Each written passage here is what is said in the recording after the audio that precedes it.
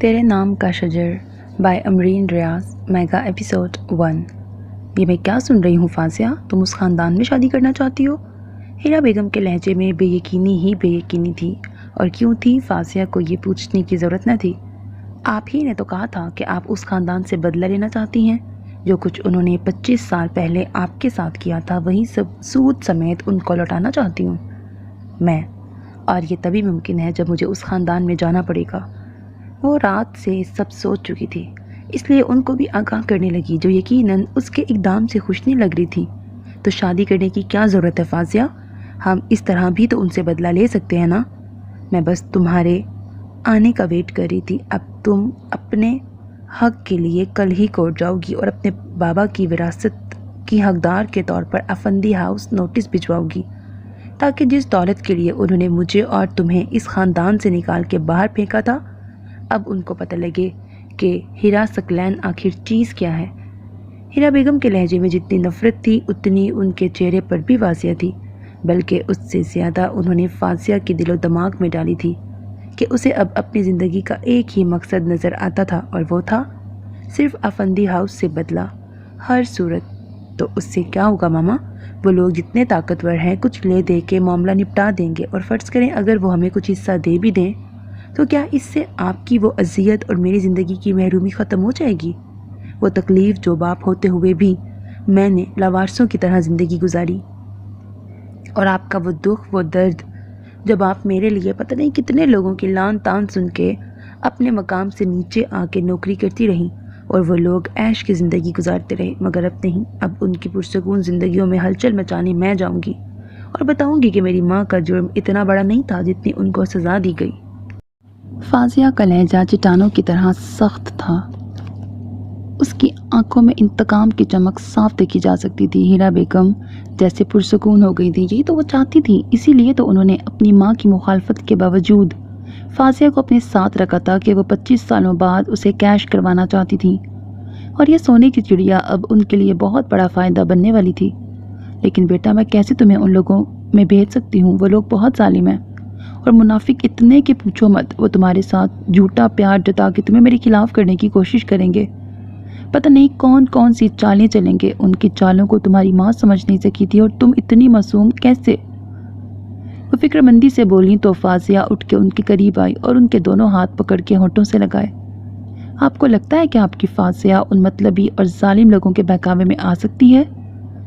ان کی 10 دن کی منافقت میرا اور میری ماں کا 25 سال کا رشتہ کمزور تو دور کی بات، ایسی کوشش بھی نہیں کر سکتے۔ آپ کو پتہ ہے کہ میرے باپ کی وصیت کے مطابق مجھے اس خاندان سے اپنا حصہ تبھی ملے گا جب میں اس خاندان کے کسی لڑکے سے شادی کروں گی، اور میں بھی اس وصیت کو ہی اپنی منزل کی سیڑھی بنانا چاہتی ہوں۔ یہ صرف کچھ ماہ کی بات ہے، پھر نہ صرف ساری جائیداد میرے پاس ہوگی بلکہ وہ لوگ بھی کسی کو منہ دکھانے کے قابل نہیں رہیں گے، اور وہ عورت جس کی وجہ سے میں اور آپ یوں در بدر ہوئیں، اسے تو ایسا مزہ چکھاؤں گی کہ یاد رکھے گی کہ کسی عورت سے اس کا شوہر اور کسی بیٹی سے اس کا باپ چھین لینے کا انجام کیا ہوتا ہے۔ مجھے فخر ہے اپنی بیٹی پہ۔ وہ اس کی پیشانی چوم کے بولی تو فاضیہ کے چہرے پہ مسکراہٹ چمکی۔ آپ بس پریشان ہونا چھوڑ دیں، اب جو ہوگا بہت اچھا ہوگا۔ بالکل، مجھے یقین ہے تم پہ۔ وہ مسکرائیں، آخرکار اپنے مقصد میں کامیابی حاصل کرنے والی تھی۔ آغا ہاشم افندی نے سب کو اپنے کمرے میں بلایا تھا، اور یوں سب کو بلانے کی وجہ کچھ خاص تھی، اس لیے سب خاموشی سے ان کے کمرے میں براجمان تھے۔ تم لوگوں سے مجھے کچھ ضروری بات کرنی تھی، بلکہ اپنے فیصلے سے آگاہ کرنا تھا، اور امید ہے کہ تم سب میرے اس فیصلے کو اس خاندان کی بہتری کے لیے سمجھنے کی کوشش کرو گے۔ انہوں نے اپنی بات کی تمہید باندھی۔ ندیم کی بیٹی پاکستان آ چکی ہے۔ اس اطلاع پر کمرے میں موجود سارے نفوس چونکے تھے۔ کب؟ سب کے چہرے پر یہی سوال رقم تھا، مگر پوچھنے کی جسارت صرف ان کی لاڈلی بھتیجی اور بہو رخسار بیگم نے کی تھی۔ 10 دن ہو گئے ہیں۔ مجھے 2 دن پہلے ہی اس کے وکیل نے بتایا تھا کہ وہ اپنی پڑھائی مکمل کر کے ہمیشہ کے لیے پاکستان آ چکی ہے، اور اب وہ اپنے باپ کی وراثت کی بطور حصے دار اپنا حق لینا چاہتی ہے۔ آقا جان کی بات پہ رخسار بیگم نے معنی خیز نگاہوں سے اپنی دیورانی چھوٹی بہن بھی تھی جو ان کی راہیلہ کی طرف دیکھا، جیسے کچھ جتانا چاہتی ہوں، جبکہ وہ گہرا سانس بھر کے رہ گئی۔ تو آپ نے کیا جواب دیا بابا جان؟ بڑے بیٹے سلیم افندی نے बड़े बेटे सलीम अफंदी ने सवाल किया। वही जो कुछ मैं आज से 5 साल पहले नदीम की वफ़ात के बाद अपनी वसीयत में कर चुका हूँ कि नदीम की बेटी को हमारे ख़ानदान में जगह और जायदाद तभी मिलेगी जब वो इस ख़ानदान का हिस्सा बनेगी, क्योंकि हाशिम अफंदी की पोती और नदीम अफंदी की बेटी ही अपना हक ले सकती है, वरना हीरा नामी औरत तो इस ख़ानदान से एक सिक्का भी नहीं ले सकती और न हम इसकी इजाज़त देंगे। उनके लहजे में हीरा बेगम के लिए नफ़रत आज भी 25 साल पहले जैसी ही थी, जिस पे किसी को भी शक नहीं था, क्योंकि इस ख़ानदान के सभी लोग ही हीरा बेगम का नाम लेना भी गवारा नहीं करते थे और उस लड़की ने हमेशा की तरह इस ख़ानदान का नाम लेना भी गवारा नहीं किया होगा। आखिर को बेटी तो वो अपनी माँ की है ना, जिसने 25 सालों से उसे हम सब से छुपा के रखा और यहाँ तक कि बाप के इंतकाल पे भी उसे यहाँ आने ना दिया। रुखसार बेगम के लहजे में फाजिया के लिए भी नफ़रत साफ महसूस की जा सकती थी, जिस पे आगा जान ने एक हंकारा भरते हुए अपने बेटों और बहुओं की तरफ देखा और वो कह दिया जिसको कहने के लिए सबको यहाँ बुलाया गया था। वो हमारे फैसले पर राजी है और इस खानदान का हिस्सा बन के हमारे साथ रहना चाहती है। बात मुकम्मल करके उन्होंने सबके चेहरों के उतार चढ़ाव नोट किए, जिन पर ज़्यादा नागवारी रुखसार बेगम के चेहरे पे ही आई थी, बल्कि बाकी सबको अगरचे ये बात पसंद नहीं आई थी, मगर इतनी कड़वी भी नहीं लगी थी कि वो उसे हजम न कर पाते। मगर रुखसार बेगम, जिन्होंने आज से 25 साल पहले ही हीरा बेगम से खुल्लम खुल्ला नफ़रत की जंग का आगाज़ कर दिया था और वक्त गुजरने के साथ साथ वह नफ़रत और मजबूत होती चली गई थी, अब उस औरत की बेटी को अपने घर में बर्दाश्त करने का हौसला वो कहाँ से लाती। और दूसरा, जो आगा जान का फैसला था उस पर उन्हें एतराज़ था, क्योंकि वो उस ख़ानदान के किसी भी लड़के से उसका ताल्लुक़ नहीं कायम करना चाहती थी। आप क्या चाहते हैं आगा जान? तब से खामोश बैठे उनके बेटे इब्राहिम अफंदी ने पूछा था, जो बात कम मगर दो टोक करने के आदी थे। मैं चाहता हूँ कि जो फैसला मैंने नदीम की वफ़ात के बाद किया था, बल्कि उससे वादे की पासदारी में किया था कि मैं उसकी बेटी को उस औरत से लेने की हर कोशिश करूँगा और उसे हमेशा इस घर में ही रखूँगा, ताकि वो औरत फिर कभी उस पर हुक्मरानी न जता सके। जी हम जानते हैं, मगर तब आपने हाशिर के साथ उसका निकाह करने की ख्वाहिश की थी, जिस पे हम सब मुत्तफिक भी हुए थे कि बस यही तरीका था नदीम की ख्वाहिश पे उसकी बेटी को उस घर में रखने का। मगर आज से 5 साल पहले जब आपकी तरफ से हर की गई कोशिश को उस औरत ने नाकाम बना दिया था, तो हाशिर की पसंदीदगी को देखते हुए हमने उसकी शादी कर दी थी और अब खैर से वो 2 बच्चों का बाप है। अब आप क्या चाहते हैं? क्या आमिर से? सलीम अफंदी की बात पर उनकी बेगम तंजीला बेगम ने बेइख्तियार पहलू बदला था। वो हाशिर की शादी पर शुक्राने के नवाफिल अदा कर चुकी थी कि उस फितना औरत की बेटी से जान छूट गई थी, मगर अब शौहर की बात पे वो दोबारा से बदमज़ा होती आगा जान की अगली बात की मुंतज़िर थी। नहीं, आमिर को मैं इतनी बड़ी जिम्मेदारी के काबिल नहीं समझता। उनकी बात जहाँ तंजीला बेगम को पुरसकून कर गई थी, वहीं रुखसार बेगम के कान में खतरे की घंटी भी बजी थी। तो फिर सबकी नज़रें उन पे थीं। नाइब इब्राहिम अफंदी, उनके मुंह से निकलते चंद अल्फाज रुखसार बेगम को करंट लगा गए थे, जबकि बाकी भी कुछ परेशानी से देखने लगे, क्योंकि रुखसार बेगम की सोच और नफ़रत से इस घर का बच्चा बच्चा वाकिफ था। आप ऐसा कैसे सोच सकते हैं आगा जान? रुखसार बेगम जैसे तड़प के रह गई थी। उनके इकलौते बेटे का सवाल था। वो सारे लिहाज बलाए ताक रख के कह उठी, क्यों, क्या बुराई है इसमें? उल्टा सवाल किया था। बुराई? क्या आप मुझसे पूछ रहे हैं आगा जान? उस फितना परवर औरत की बेटी को मैं कैसे अपने इकलौते बेटे की ज़िंदगी में जहर घोलने की इजाज़त दे सकती हूँ? आप सब जानते हैं कि 25 साल पहले कैसे उस औरत ने हमारे ख़ानदान में आग लगाने की कोशिश की थी और कैसी बदनामी से हम सबको मुंह छुपा के गुजरना पड़ा था। अब उसी फसादी औरत की बेटी को आप दोबारा से हमारी ज़िंदगियों में लाना चाहते हैं, वो भी मेरे बेटे की ज़िंदगी में। पता नहीं उस लड़की में अपनी माँ की कौन सी खसलत और कौन सा जहर छुपा होगा। मैं आपके इस फैसले को नहीं मानती चचा जान। रुखसार बेगम का बस नहीं चल रहा था कि वो चीख चीख के सारा घर सर पे उठा दे।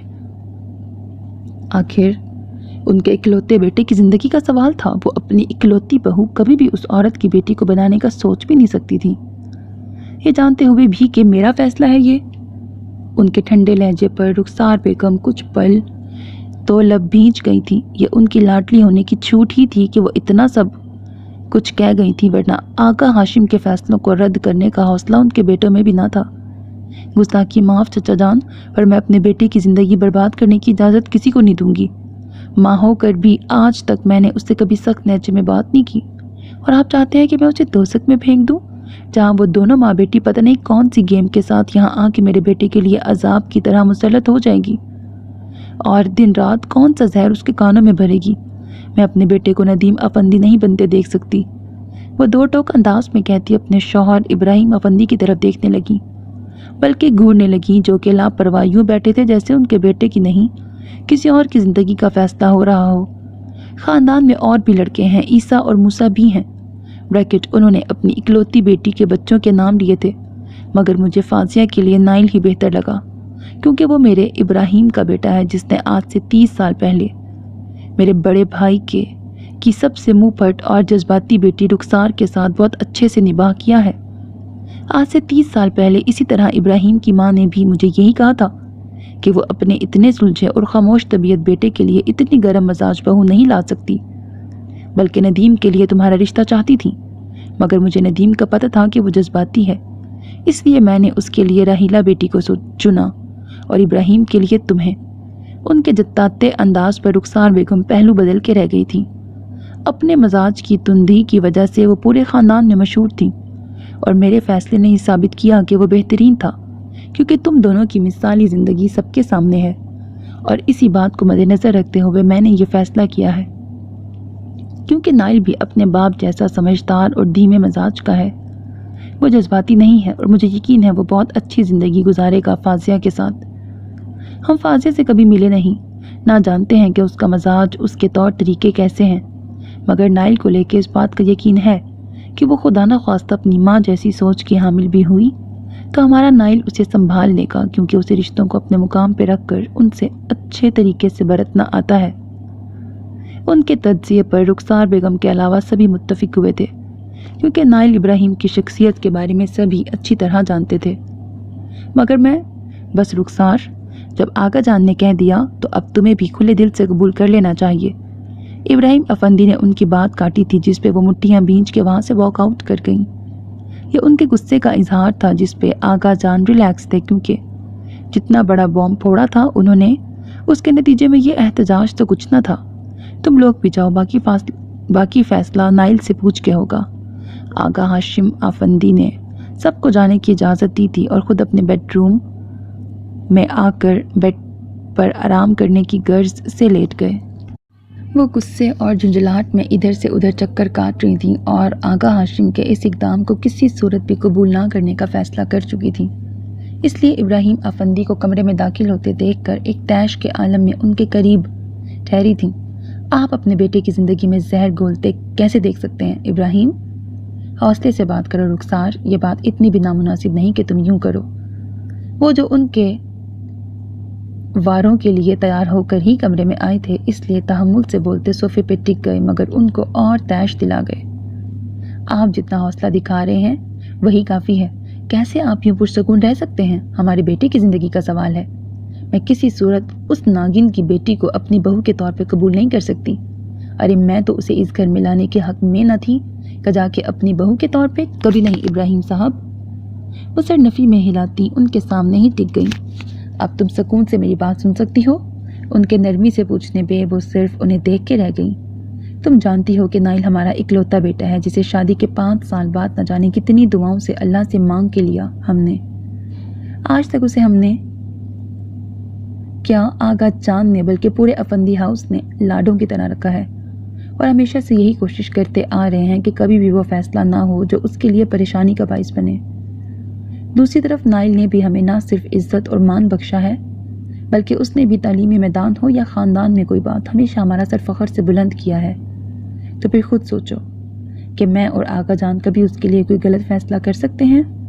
माना कि नदीम ने एक गलत औरत से शादी करके गलत फ़ैसला किया था, जिसके नताइज उसके साथ साथ हम सबको भी भुगतने पड़े थे, और अब उसी औरत की बेटी को घर लाने का फ़ैसला हो सकता है हम सबके लिए परेशानी का बाइस बने।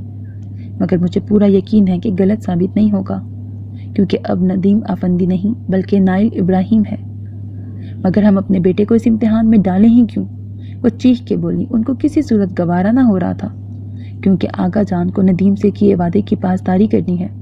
वो चाहता था कि उसकी बेटी इसी खानदान का हिस्सा बन के रहे, और हाशिर की शादी के बाद आमिर और ईसा लाउबाली और गैर संजीदा लड़के हैं, وہ تو کبھی بھی اس کی ماں کی چالاکیوں کو ہینڈل نہیں کر سکیں گے۔ جس عورت کا یوں اچانک اپنی بیٹی کی شادی اس خاندان میں کرنے کا مقصد یقیناً کچھ بڑا ہو سکتا ہے۔ وہ جو سوچ رہے تھے وہی ان کے سامنے بیان کر گئے، جس پہ رخسار بیگم مزید بگڑی۔ آپ سب جانتے بوجھتے نائل کو اس جہنم میں دھکیل رہے ہیں نا؟ وہ لڑکی ویسے بھی 2 سال بڑی ہے میرے بیٹے سے۔ دوسرا، جس عورت کی وہ بیٹی ہے، آپ کو لگتا ہے کہ معصوم اور سیدھی سادھی ہوگی؟ کبھی نہیں۔ دیکھ لیجئے گا، پورا ڈرامہ ہونے والا ہے اس گھر میں۔ صرف جائیداد کے لیے وہ اس گھر میں آ رہی ہے، اور پھر اس کے بعد اپنی ماں کی طرح دوسروں پہ جھوٹے الزامات لگا کے طلاق لے کے وہ چلتی بنے گی۔ مجھے نہیں لگتا کہ کچھ ایسا ہوگا۔ اگر ہوگا بھی تو ہم سب ہینڈل کر لیں گے، مگر کم از کم ندیم کی آخری خواہش کو پورا کر کے ہم سب تو پرسکون ہو جائیں گے کہ ہم نے اپنی طرف سے پوری کوشش کی ہے۔ اب جو اللہ کو منظور۔ صرف تمہیں یہ کہنا چاہتا ہوں کہ تم تحمل اور برداشت کا مظاہرہ کرنا۔ وہ نرمی سے بولے، جس پہ رخسار بیگم صبر کے گھونٹ بھر کے رہ گئیں۔ وہ ابراہیم افندی کی بات کی نفی کرنا مناسب نہیں سمجھتی تھیں، کیونکہ ابراہیم افندی وہ انسان تھے جنہوں نے آج سے 30 سال پہلے ان کو عزت کے ساتھ محبت بھی دی تھی، اور ان کے مزاج کو اس خوبصورتی سے ہینڈل کیا تھا۔ ہر جگہ ان کی عزت کی بھی تھی اور کروائی بھی تھی، اس لیے وہ کسی بھی صورت ان کے ساتھ بدتمیزی نہیں کر سکتی تھیں، ورنہ ان کا بس چلتا تو ہر ایک کی بات رد کر کے اس عورت کی بیٹی کو کبھی بھی نائل کی زندگی میں تو دور، اس گھر میں بھی آنے نہ دے سکتی تھیں۔ آپ جو بھی کہیں، مگر ایک بات یاد رکھیے گا، آپ میرے بیٹے کو کسی صورت بھی پریشرائز نہیں کریں گے۔ اگر اسے یہ فیصلہ قبول نہیں ہوگا تو آپ اس کا ساتھ دیں گے۔ وہ ان کو باور کرواتی ہوئی کہہ اٹھیں، جس پہ وہ گہرا سانس بھرتے سر اسبات میں ہلا گئے، کیونکہ اتنا تو وہ بھی جانتے تھے کہ آغا ہاشم افندی بھی اس کی رضامندی کے بغیر کچھ نہیں کر سکتے ہیں۔ جب اس کی بلیک ہیوی بائک پورچ میں آ کے رکی تب رات کے 10 بج رہے تھے۔ وہ اپنے دوستوں کے ساتھ تھا جب آغا ہاشم افندی کی کال آئی تھی اور وہ اس سے کوئی ضروری بات کرنا چاہتے تھے، اس لیے وہ ان سے اجازت لیتا گھر آیا تھا اور اب سیدھا آغا ہاشم کے کمرے میں جانے کا ارادہ تھا کہ ہال میں انتظار کرتی رخسار بیگم کو دیکھ کر ان کے قریب آیا۔ ماما، اس کے مخاطب کرنے پر وہ کچھ یوں بے تابی سے اس کی طرف مڑی، جس پہ وہ کچھ حیران ہوا تھا۔ کہاں تھے تم نائل؟ کب سے انتظار کر رہی ہوں۔ بتایا تو تھا کہ اسامہ کی منگنی کی ٹریٹ تھی، خیریت تھی؟ جب تک اس عورت کا وجود اس دنیا میں موجود رہے گا تب تک افندی ہاؤس میں خیریت کمی دیکھنے کو ملے گی۔ وہ جو پہلے ہی جلی بنی تھیں، دانت پیس کے بولتی، اسے چونکا گئی۔ کیا بات ہے؟ کیا پھر سے ندیم چاچو کی بیٹی کا ایشو چل رہا ہے فیملی میں؟ وہ جانتا تھا آج سے 5 سال پہلے بھی اس گھر میں ندیم چاچو کی بیٹی کا معاملہ کافی ہلچل کا باعث بنا تھا، مگر تب آغا ہاشم کے ہر حربے کو ناکام بناتے ہوئے ہیرا بیگم نے اسے لندن بھیج دیا تھا اور کہا تھا کہ اپنی تعلیم مکمل کر کے وہ اپنی ذات کا خود ہی فیصلہ کریں گی، جس سے سب ہی نے جان چھوٹ جانے پر شکر ادا کیا تھا۔ اور حاشر جو اپنی کلاس فیلو اور آغا ہاشم کی رشتے میں نواسی لگتی تھی، اس سے شادی کر کے جیسے خود کو آزاد کروا گیا تھا۔ ہاں، وہی ناگن کی بیٹی اس گھر میں آنا چاہتی ہے، جیسے اس کی ماں نے کیا ویسے ہی اب وہ میری بہن کے لیے عذاب بن کے ہم سب کے سینے جلائے گی۔ حوصلہ بہو، اسے یہیں پکڑے بیٹھ گئی ہو؟ آغا ہاشم کی آواز پر رخسار بیگم ان پر ایک ناراضگی کی نظر ڈال کے رخ موڑ گئیں، جس پہ نائل نے سوالیہ انداز سے آغا ہاشم کی طرف دیکھا، جنہوں نے اسے کمرے میں آنے کا اشارہ کرتے رخسار بیگم کو مخاطب کیا۔ میرے اور نائل کے لیے چائے بھجوا دینا، وہ بھی آدھے گھنٹے بعد، کیونکہ مجھے اپنے پوتے سے کوئی ضروری بات کرنی ہے۔ وہ کہتے ہوئے کمرے کی طرف چلے گئے، جبکہ نائل بھی اپنی ماں پہ ایک نظر ڈالتا کچھ کشمکش کا شکار ہوتا ان کے پیچھے چل دیا، جبکہ رخسار بیگم کڑ کے رہ گئیں۔ کیا بات ہے؟ معاملہ کچھ پیچیدہ سا لگ رہا ہے آغا جان۔ وہ کیسے؟ انہوں نے اپنی نشست سنبھالتے اسے بھی بیٹھنے کا اشارہ کیا۔ آپ کے لاڈلے بیٹے کی لاڈلی بیوی، آپ کی لاڈلی بھتیجی بیٹی سے بہو بن گئی۔ وہ کچھ دیر پہلے کے ان کے طرز مخاطب کے بارے میں بولا، جس پہ وہ مسکرائے۔ برخوردار، ہم بھی آغا جان سے چچا جان کی سیڑھی پہ آ گئے ہیں۔ اوہ، مطلب کہ کچھ دن اب میری کوئی شکایت آپ تک نہیں آئے گی۔ نائس۔ وہ ایزی ہو کے بیٹھا تھا، جس پہ آغا جان نے اسے گھور کے دیکھا تھا، کیونکہ رخسار بیگم اکثر گھر لیٹ آنے پہ آغا ہاشم سے کال کرواتی رہتی تھیں، جس پہ وہ اپنے دوستوں کے ساتھ کئی پلان کینسل کر کے گھر آنے کی وجہ سے نالا رہتا تھا۔ زیادہ مت پھیلو، اپنی ماما سے میری صلح کروانا اب تمہارا کام ہے، کیونکہ ہو سکتا ہے کہ اگر تم میری بات مانو تو وہ تم سے بھی ناراض ہو جائیں۔ کون سی بات؟ وہ سنجیدہ ہوا۔ میں نے فاضیہ ندیم سے رابطہ کیا ہے اور وہ میری شرط مان کر اس گھر میں آنے کو راضی ہے۔ آغا جان نے کہتے ہوئے اس کی طرف دیکھا، جو کہ بری جو کہ پوری طرح ان کی طرف متوجہ تھا، اور میں چاہتا ہوں کہ اس گھر میں وہ ندیم کی بیٹی کی بجائے تمہاری بیوی بن کے آئے۔ بات اتنی آسان نہ تھی جتنی انہوں نے کرتی تھی، اور بات مکمل کر کے انہوں نے اس کے چہرے کے اتار چڑھاؤ نوٹ کرنے شروع کر دیے تھے، جو شاید نہیں یقیناً ان کی بات پر ششدر ہوا تھا، اور پھر جیسے کچھ سنبھل کے ان کی طرف دیکھنے لگا۔ آپ نے یقیناً یہ فیصلہ کچھ سوچ سمجھ کے کیا ہوگا، اور اس فیصلے کے پیچھے چھپے محرکات میں بھی اچھے سے سمجھتا ہوں، کیونکہ تقریباً آج سے 5 سال پہلے بھی کچھ ایسے ہی حالات اور واقعات میری آنکھوں کے سامنے سے گزرے ہیں۔ مگر آقا جان، میں کیوں؟ وہ کچھ پل کو رکا۔ آپ جانتے ہیں کہ میرا MBA کا لاسٹ سیمسٹر چل رہا ہے۔ میں ابھی ان ذمہ داریوں میں ہرگز پڑھنا نہیں چاہتا، اور خاص کر کے اس محاذ پہ لڑ کر تو میں کبھی بھی جیت نہیں سکوں گا، کیونکہ آگے میری ماں ہے، اور آپ مجھ سے بہتر جانتے ہیں کہ ماما کو انہوں نے ان 25 سالوں میں اگر سب سے زیادہ نفرت کی ہے تو وہ اس عورت اور اس کی بیٹی سے۔ اور آپ کہہ رہے ہیں کہ میں ایک نئی جنگ چھیڑ دوں؟ ہرگز نہیں۔ آپ کو میں کوئی ڈکٹیشن تو نہیں دے سکتا، ہاں مشورہ ضرور دوں گا کہ آپ اس لڑکی کے لیے نائل افندی کیا بلکہ افندی ہاؤس کے کسی بھی لڑکے کے بارے میں نہ سوچیں، بلکہ اسے کہیں اور بیاہ دیں۔ وہ سکون سے اپنی بات مکمل کرتا، آخر میں تجویز دیتا، ان کی گھریوں کی طرف دیکھتا، کندھے اچکا گیا جیسے کہہ رہا ہو کہ میرا کیا قصور۔ آغا ہاشم نے اپنے اس لاڈلے پوتے کی بات پر نامتفق ہوتے ہوئے سر نفی میں ہلایا تھا۔ تم نے جو کہا بے شک درست ہے، مگر تم نے پوچھا نا کہ اس بار تم کیوں؟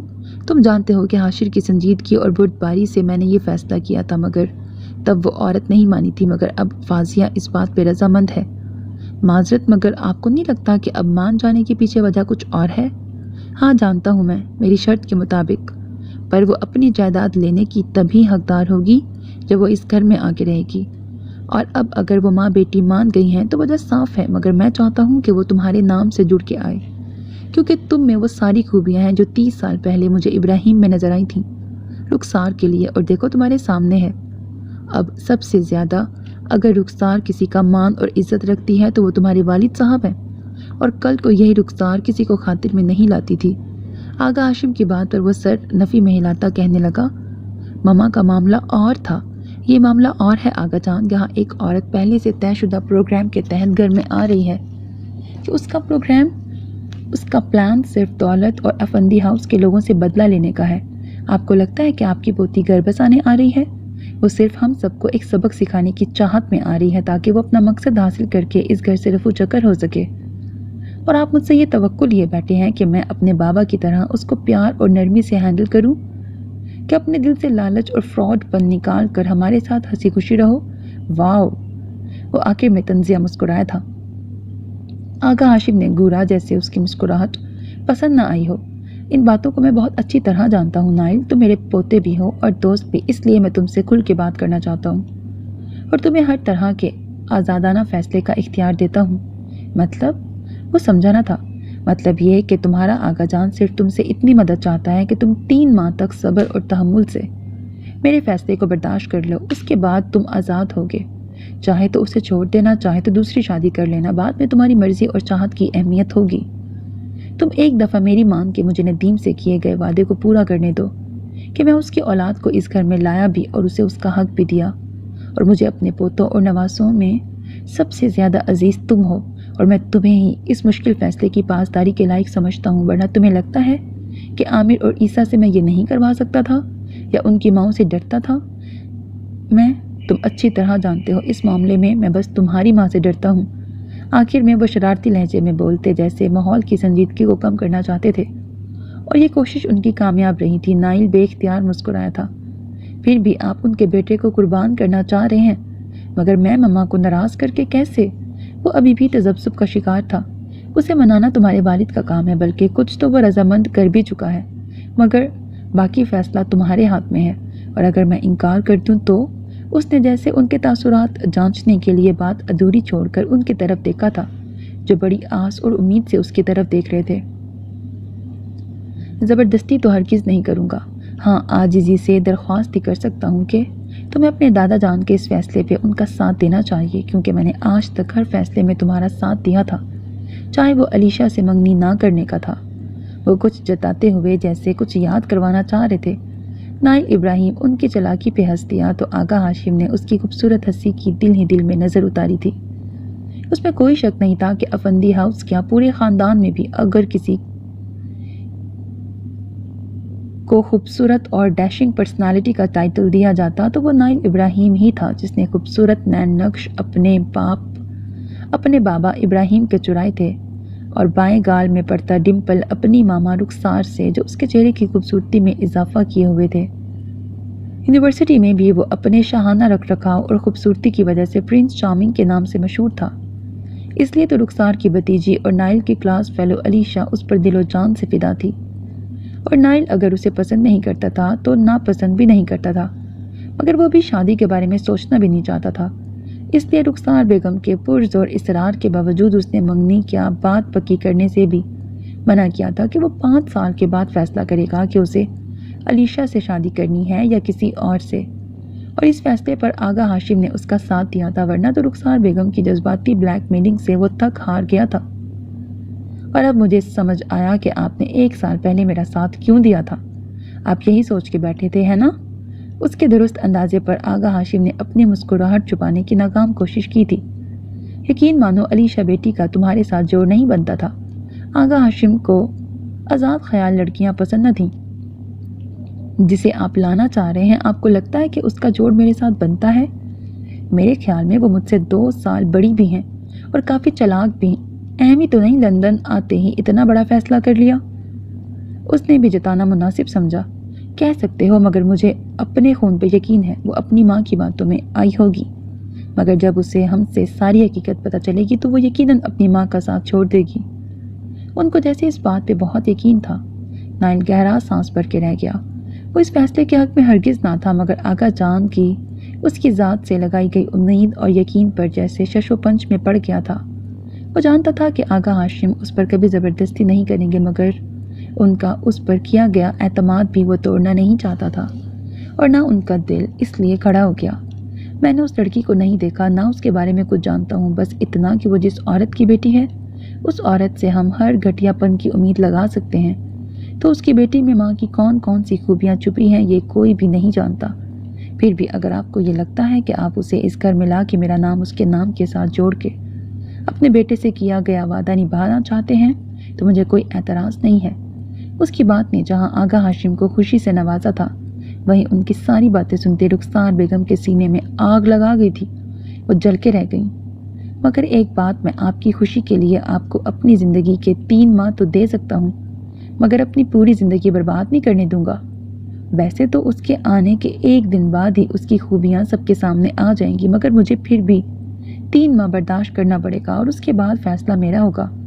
کہہ کے وہ ان سے اجازت لیتا وہاں سے نکلتا چلا گیا، جبکہ دروازے سے پیچھے ہٹتے رخسار بیگم نے چائے کے کپ اپنے پیچھے آتی رحیلہ بیگم کو دیے اور خود نائل کے پیچھے چل دیں۔ کیا فیصلہ کر کے آئے ہو تم نائل؟ ابھی وہ کمرے میں آیا تھا کہ رخسار بیگم کڑے تیوروں سے اس پہ چڑھ دوڑی۔ وہ گہرا سانس بھرتا ان کی طرف پلٹا۔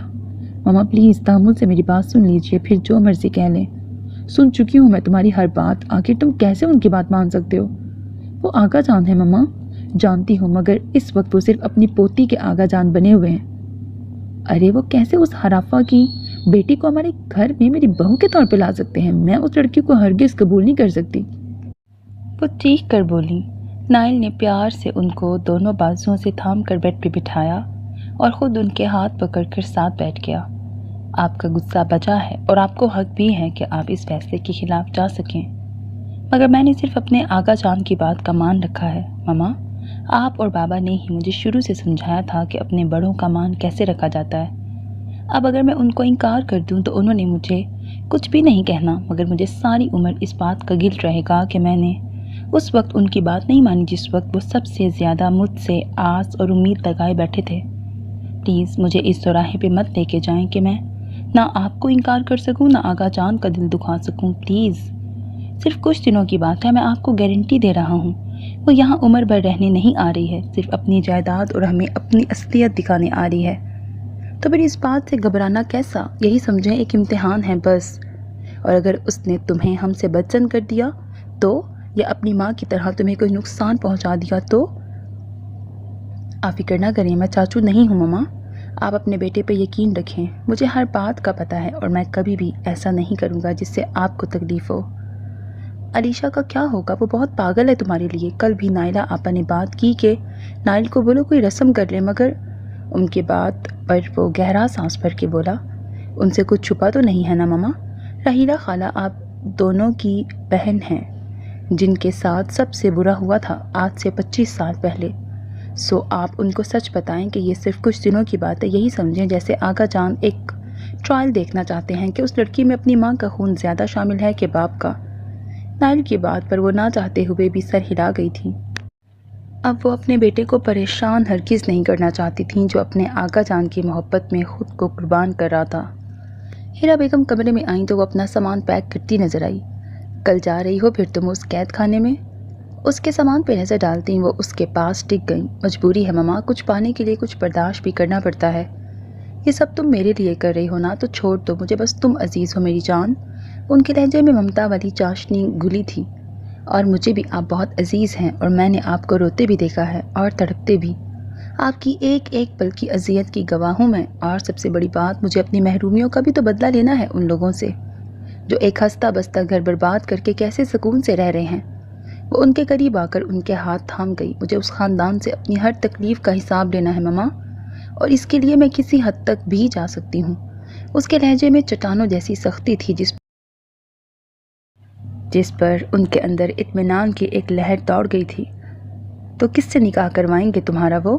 جس سے بھی مجھے کون سا ساری عمر وہاں رہنا ہے؟ یہ تو ایک چھوٹا سا کھیل ہے جس میں مات ان لوگوں کا مقدر ہے، چاہے مہرا کوئی بھی ہو، مگر پھر بھی پتہ تو لگے یہ نہ ہو کوئی ایسا ہو جو تمہاری مرضی کی پرواہ کیے بغیر تمہارے ساتھ کوئی زبردستی کرے۔ نائلہ بیگم کی بات میں جو ڈر اور مفہوم چھپا تھا اس کو وہ نہ صرف سمجھ چکی تھی بلکہ بہت کچھ سوچ بھی چکی تھی۔ اس کی آپ فکر نہ کریں، میں اتنی آسانی سے کسی کو میسر ہونے والی نہیں ہوں۔ آنے والے وقت کی ہر چال سے باخبر بھی ہوں اور ہر طوفان سے نپٹنے کا حل بھی ہے۔ مجھے اب لگ رہا ہے کہ فاضیہ تم اپنی ماما سے زیادہ بہادر ہو۔ نائلہ بیگم کی آنکھوں میں اس کے لیے ستائش تھی۔ وہ مسکرا دی، نہیں بلکہ یہ بہادری مجھے اپنی ماما سے ملی ہے۔ جیسے حالات و واقعات کا آپ نے مقابلہ کیا یہ تو کچھ بھی نہیں اس کے بدلے۔ آپ بس میرے لیے دعا کیجیے گا، باقی تو ہمارا رابطہ رہے گا، اور پورے 3 ماہ بعد میں جیت کر آپ کے سامنے موجود ہوں گی، وہ یقین دہانی سے کہتی ہوئی ان کے گلے لگ گئی۔ افندی ہاؤس میں اس وقت آغا ہاشم کی سرپرستی میں ان کے 3 بیٹوں کی فیملی رہائش پذیر تھی، جس میں سب سے بڑے سلیم افندی اپنی بیگم تنزیلہ، 2 بیٹے ہاشر، عامر اور 2 بیٹیوں سمرہ اور ہمرہ کے ساتھ اوپر والے پورشن میں، جبکہ ابراہیم افندی اپنی بیٹم رخسار اور اکلوتے بیٹے نائل افندی کے ساتھ نیچے والے پورشن میں رہتے تھے، جبکہ سب سے چھوٹے بیٹے ندیم افندی جو آج سے 8 سال پہلے وفات پا چکے تھے، ان کی بیگم راحیلہ اور ایک بیٹا سعد اور ایک بیٹی ہادیہ کے ساتھ ان کے پورشن میں ہی رہتے تھے۔ افندی ہاؤس 4 کنال پہ مشتمل سٹائلش اور جدید طرز سے بنا خوبصورت بنگلہ تھا جس کی خوبصورتی ہر آنے والی آنکھ کو کھیرا کرتی تھی کہ ایک نظر ڈال کے وہ دوبارہ دیکھنے پہ مجبور ہو جاتے تھے۔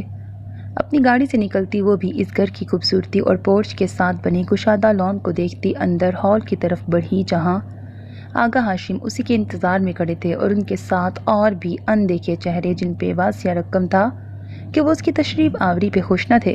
آؤ میری بیٹی۔ اس کو دہلیز پہ ہی رکتے دیکھ کر آغا ہاشم نے اس کے پاس آ کر نہ صرف اسے اپنے ساتھ لگایا تھا بلکہ پیشانی چوم کر اندر کی طرف لیے بڑھے۔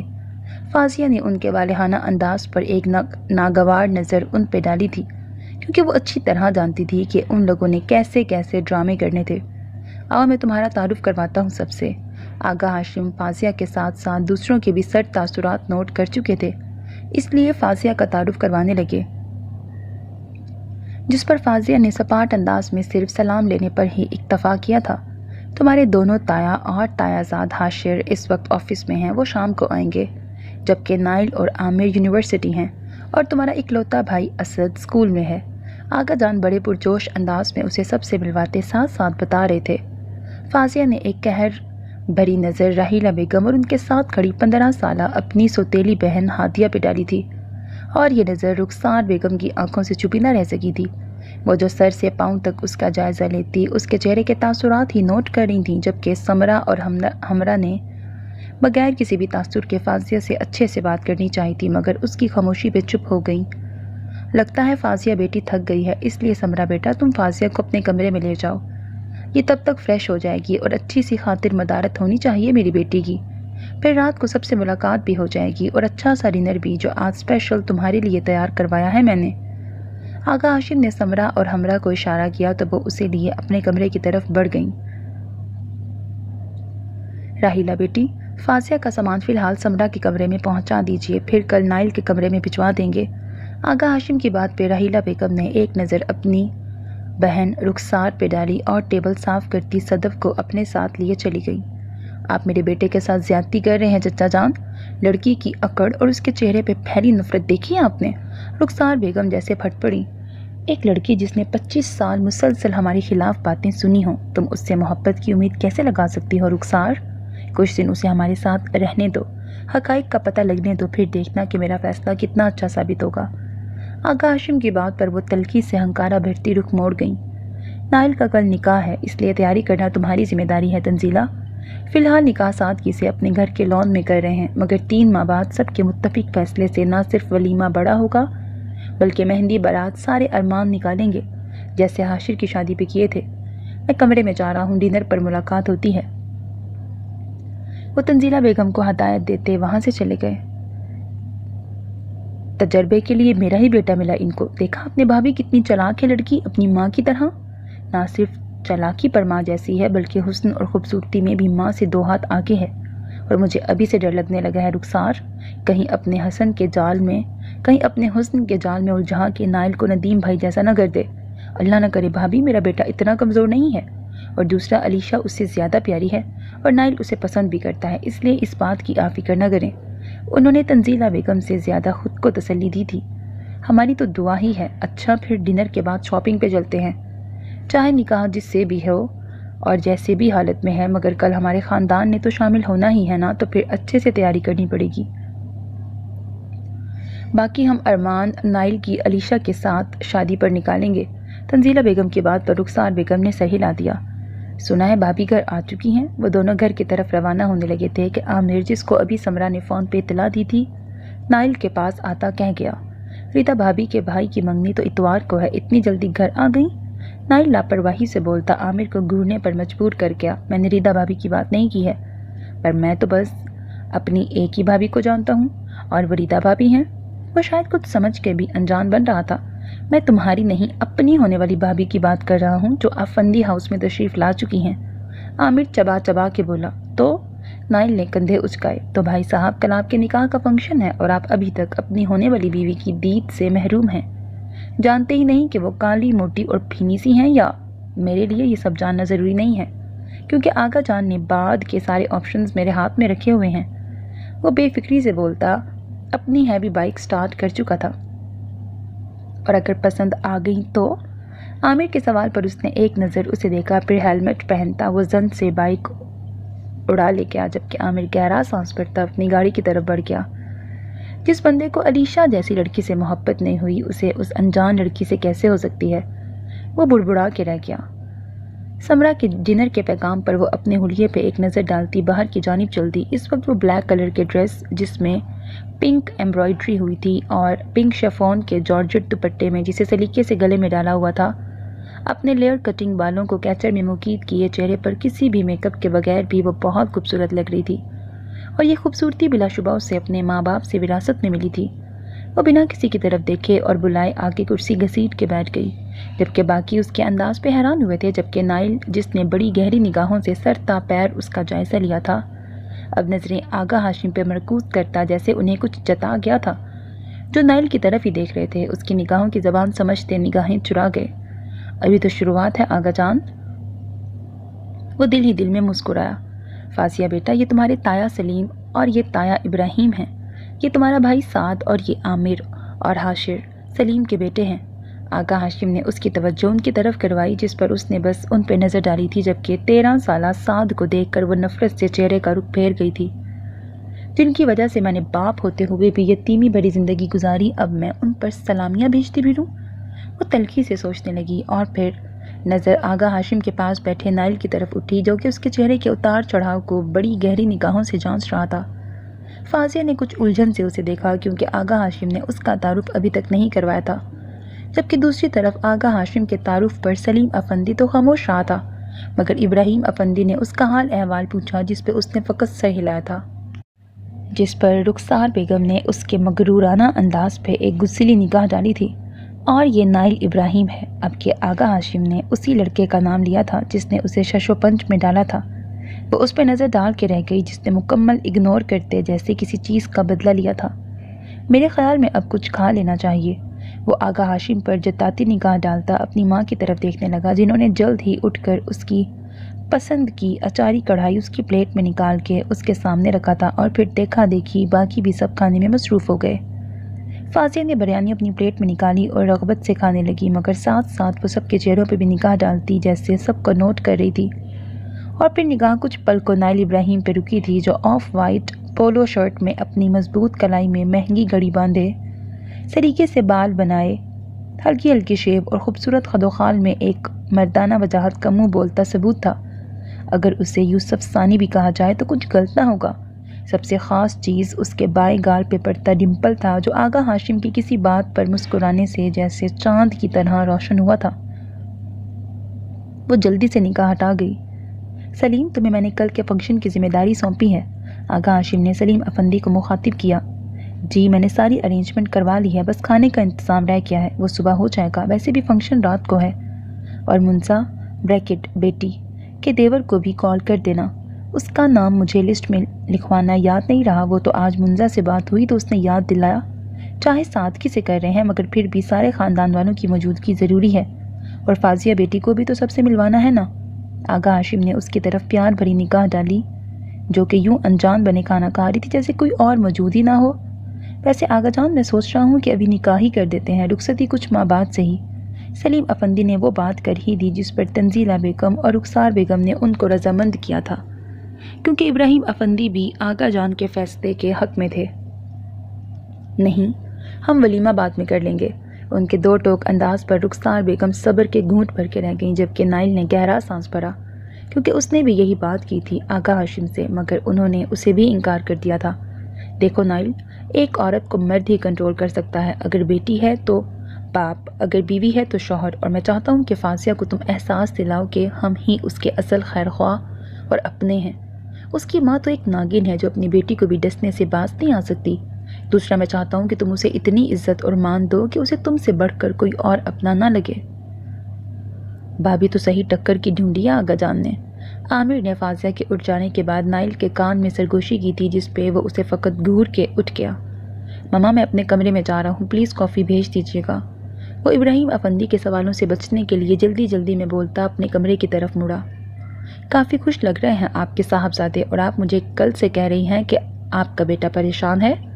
ابراہیم افندی نے رخسار بیگم کو مخاطب کیا، جس پہ وہ ناراضگی سے وہاں سے واک آؤٹ کر گئیں۔ کس سے کروا رہا وہ بڈھا تمہاری شادی؟ ہیرا بیگم کے سوال پر وہ بالوں میں ہاتھ پھیر کے رہ گئی۔ مجھے نہیں پتا مما۔ ارے پتہ کرو نا، یہ نہ ہو ان کی کوئی چال ہو فاضیہ، کسی ایرے گہرے کے ساتھ تمہارا نکاح کر کے تمہیں جلتا کریں، اس لیے تو چپ چھپا کے سب کر رہے ہیں۔ ایسا تو میں ہونے نہیں دوں گی، آپ اچھے سے جانتی ہیں مجھے۔ وہ تو پتہ ہے، پر میری جان یہ لوگ بہت چلاک ہیں، تم معصوم ان کو سمجھ نہیں سکتی۔ یہ ہوتے کچھ ہیں، بتاتے کچھ ہیں اور ظاہر کچھ اور ہی کرتے ہیں۔ تنزیلہ کے 2 لڑکے تھے اور ایک کی تو شادی ہو گئی، باقی ایک یا پھر منزا کے 2 بیٹے تھے، بس یہی لڑکے ہیں ان کے خاندان میں۔ میری سب سے بڑی دشمن اس رخسار کو تو اللہ نے اولاد کی نعمت سے محروم ہی رکھا تھا، آخر مجھ پر کیے ظلم کی سزا تو ملنی تھی نا۔ ان کے الفاظ میں کڑواہٹ ہی کڑواہٹ تھی۔ نہیں مما، ابراہیم افندی کا ایک بیٹا ہے۔ اس کی آنکھوں میں نائل کی صورت اتری تھی۔ کیا؟ دوسری جانب وہ ششدر تھیں۔ ابراہیم کا بیٹا ہے؟ اس عورت سے؟ ایسا کیسے ہو سکتا ہے؟ وہ ڈائن کیسے ابراہیم کے بیٹے کی ماں بن سکتی ہے؟ کیسے؟ وہ جیسے چیخی تھیں۔ فاضیہ ان کے رد عمل پہ حیرت زدہ تھی۔ مما کیا ہوا ہے؟ میں تم سے بعد میں بات کرتی ہوں فاضیہ، اس عورت نے مجھے اتنے زخم دیے ہیں کہ مجھے ایک ایک کر کے سب تازہ ہو گئے ہیں، مجھے بہت تکلیف ہو رہی ہے۔ کہتے ہوئے انہوں نے کال بند کر دی، جبکہ فاضیہ پریشان سی وہیں بیٹھی رہ گئی۔ مما میں آپ کی تکلیف کا ہی ازالہ کرنے آئی ہوں، وہ بڑبڑائی۔ جبکہ دوسری طرف نائلہ بیگم نے ڈریسنگ ٹیبل پر پڑی ساری اشیاء نیچے گرا دی تھی۔ کیسے تم میرے ابراہیم کے بیٹے کی ماں بن سکتی ہو؟ کیسے؟ یہ حق صرف میرا تھا کیونکہ ابراہیم افندی بس میرا تھا، مگر تم نے چھین لیا۔ وہ رو نہیں رہی تھی بلکہ چیخ رہی تھی۔ سمرہ، ہمرا اور ہادیہ کچھ بیگز اور ڈبے لے کے اس کے پاس آئی تھیں۔ یہ آج کے فنکشن کے لیے ڈریس، جوتے اور جیولری ہے۔ ماما کہہ رہی ہیں کہ اگر اس کے علاوہ کچھ پہننا ہو تو بتا دیں، وہ ارینج کروا دیتے ہیں۔ سمرہ کے کہنے پر اس نے ایک نظر شاپنگ بیگ کے اندر سے جھانکتے اسکن کلر کے ڈریس پہ ڈالی اور دوسری ان پر جو جواب طلب نظروں سے دیکھ رہی تھی۔ ابھی ٹائم نہیں میرے پاس ان فضول کاموں کے لیے، جب ہوگا تو بتا دوں گی۔ مگر بھابھی 3 گھنٹے بعد فنکشن سٹارٹ ہے اور پارلر والی بھی بس پہنچنے والی ہے۔ اب کی بار ہمرا نے لب کشائی کی تھی جس پہ فاضیہ نے ایک تیز نگاہ ڈالی تھی۔ یہ باتیں میرا سر درد نہیں ہے، پلیز اب تم تینوں جا سکتی ہو، وہ سپاٹ انداز میں کہتی موبائل کی طرف متوجہ ہوگی، جبکہ وہ تینوں ایک دوسرے پہ پریشان سی نظر ڈال کے رہ گئیں۔ پھر جب سمرہ نے آ کر اپنی ماں کو منوعن بتایا تو ان کے پاس سنتی رخسار بیگم غصے سے اس کے پاس جانے لگی، مگر رحیلہ بیگم نے روک لیا۔ آپا آپ مت جائیں، وہ لڑکی بہت ڈھیٹ ماں کی بیٹی ہے، اتنی جلدی کیسے آپ کی مان لے گی؟ آپ آغا جان پہ چھوڑ دیں سب، وہ سمجھتی کیا ہے خود کو؟ اب آغا جان نے ہمیں ذمہ داری دی ہے تو ہم ہی پورا کریں گے نا۔ ابھی اس کے ہوش ٹھکانے نہ لگائے تو میرا نام رخسار نہیں۔ ارے ایک تو زبردستی ہماری زندگیوں میں گھس رہی ہے، دوسرا ہمیں اکڑ دکھا رہی ہے، جیسے اس کی اصلیت سے ہم واقف ہی نہیں ہیں۔ ہمارا کام تھا کہنا، بس ہم نے کہہ دیا ہے، باقی دفع کریں آپ۔ میرا تو دل نہیں کر رہا اس کی شکل بھی دیکھنے کو۔ تنزیلہ بیگم کے لہجے میں اس کے لیے صاف نفرت محسوس کی جا سکتی تھی، جبکہ رخسار بیگم طیش کے مارے آغا ہاشم کے روبرو پیش ہونے کی بجائے نائل ابراہیم کے کمرے میں آ گئیں، جو بیڈ پہ اپنا آف وائٹ کرتا پھیلائے بیٹھا تھا۔ ماما اس کے ساتھ بلیک کوٹ اچھا لگے گا یا یہ ویسٹ کوٹ؟ وہ جو پہلے ہی برہم تھیں اس کے سوال پہ اور جل بن گئی۔ بڑا شوق ہو رہا ہے تمہیں شادی کا؟ رخسار بیگم کے سوال پر اس نے ان کے تاثرات سے ان کی بات کا مطلب سمجھا اور پھر گہرا سانس بھر کے کہنے لگا، پلیز ماما میں نے آپ سے ساری بات کلیئر کر دی تھی نا، اب مجھے پریشان کرنے یا خود کو کرنے کا کیا جواز بنتا ہے؟ کیا کروں میں؟ مجھے لگا شاید اس لڑکی کی رگوں میں ندیم بھائی کا خون دوڑنے کے باعث اسے کوئی دید یا کوئی شرم و حیات چھو کے گزری ہوگی، مگر نہ جی، اس نے ثابت کر بھی دیا کہ وہ اپنی اس ہی ماں کی بیٹی ہے جس نے بے غیرتی میں ریکارڈ قائم کیا ہوا ہے۔ کیا ہوا ہے؟ اس کے پوچھنے پہ انہوں نے سارا معاملہ گوش گزار کر دیا تو وہ مسکرا دیا۔ تو اس میں اتنا پریشان ہونے کی کون سی بات ہے ماما؟ اچھی بات ہے آغا جان کو بھی اندازہ ہو کہ انہوں نے کس کو گھر میں لا کر عزت دے کے غلطی کی ہے، آپ پریشان نہ ہوا کریں۔ یہ تو کچھ نہیں، ابھی میں اسے دیکھ کے ہی جان گیا تھا کہ وہ ہم سب کو اپنی طرف سے سزا دینے آئی ہے، ہمیں یوں تنگ کر کے سکون حاصل کرنا چاہتی ہے، اور آپ لوگ ابھی سے تنگ ہونا شروع ہو گئے ہیں۔ یہ تو اس کی جیت کی طرف پہلا قدم ثابت ہوا ہے، تو کیا چپ کر کے اسے برداشت کریں ہم سب؟ وہ اس کی بات سے خفا سی ہوئیں۔ جی اس کے علاوہ فی الحال تو کوئی آپشن نہیں۔ اچھا چھوڑیں سب، بتائیں نا کیا پہنوں میں آج؟ اس نے ان کا دھیان ہٹانا چاہا۔ تم اتنے پرسکون کیسے ہو نائل؟ یہ سب جو ہو رہا ہے میری تو برداشت سے باہر ہے۔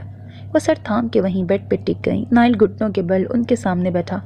کیونکہ مجھے اتنا پتا ہے کہ یہ سب وقتی ضرورت ہے۔ آپ کو لگتا ہے کہ وہ جو ہمیں بلانے کیا دیکھنے کی روادار نہیں، وہ اس گھر میں رہنے آئی ہے؟ ہرگز نہیں۔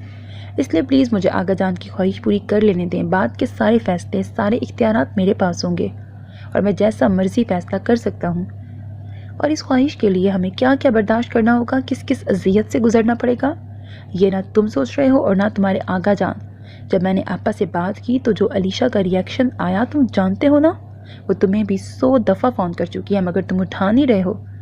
میری بات ہو گئی اس سے، میں نے سمی کو بھی کہا ہے کہ اسے 1-2 دن کے لیے کہیں گھمانے لے جاؤ، دماغ درست ہو جائے گا۔ عجیب کم عقل لڑکی ہے، آپ جانتی ہیں علیشہ کو وہ کس قدر جذباتی ہے، اور مجھے ایسے لوگوں کو ہینڈل کرنا پسند نہیں ہے۔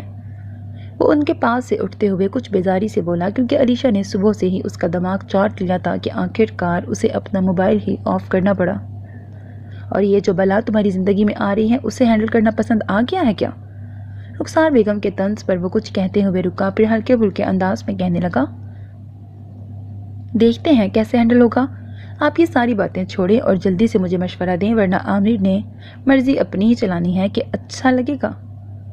میرا بیٹا ہے ہی اتنا پیارا کہ اس پہ ہر چیز سوٹ کرتی ہے۔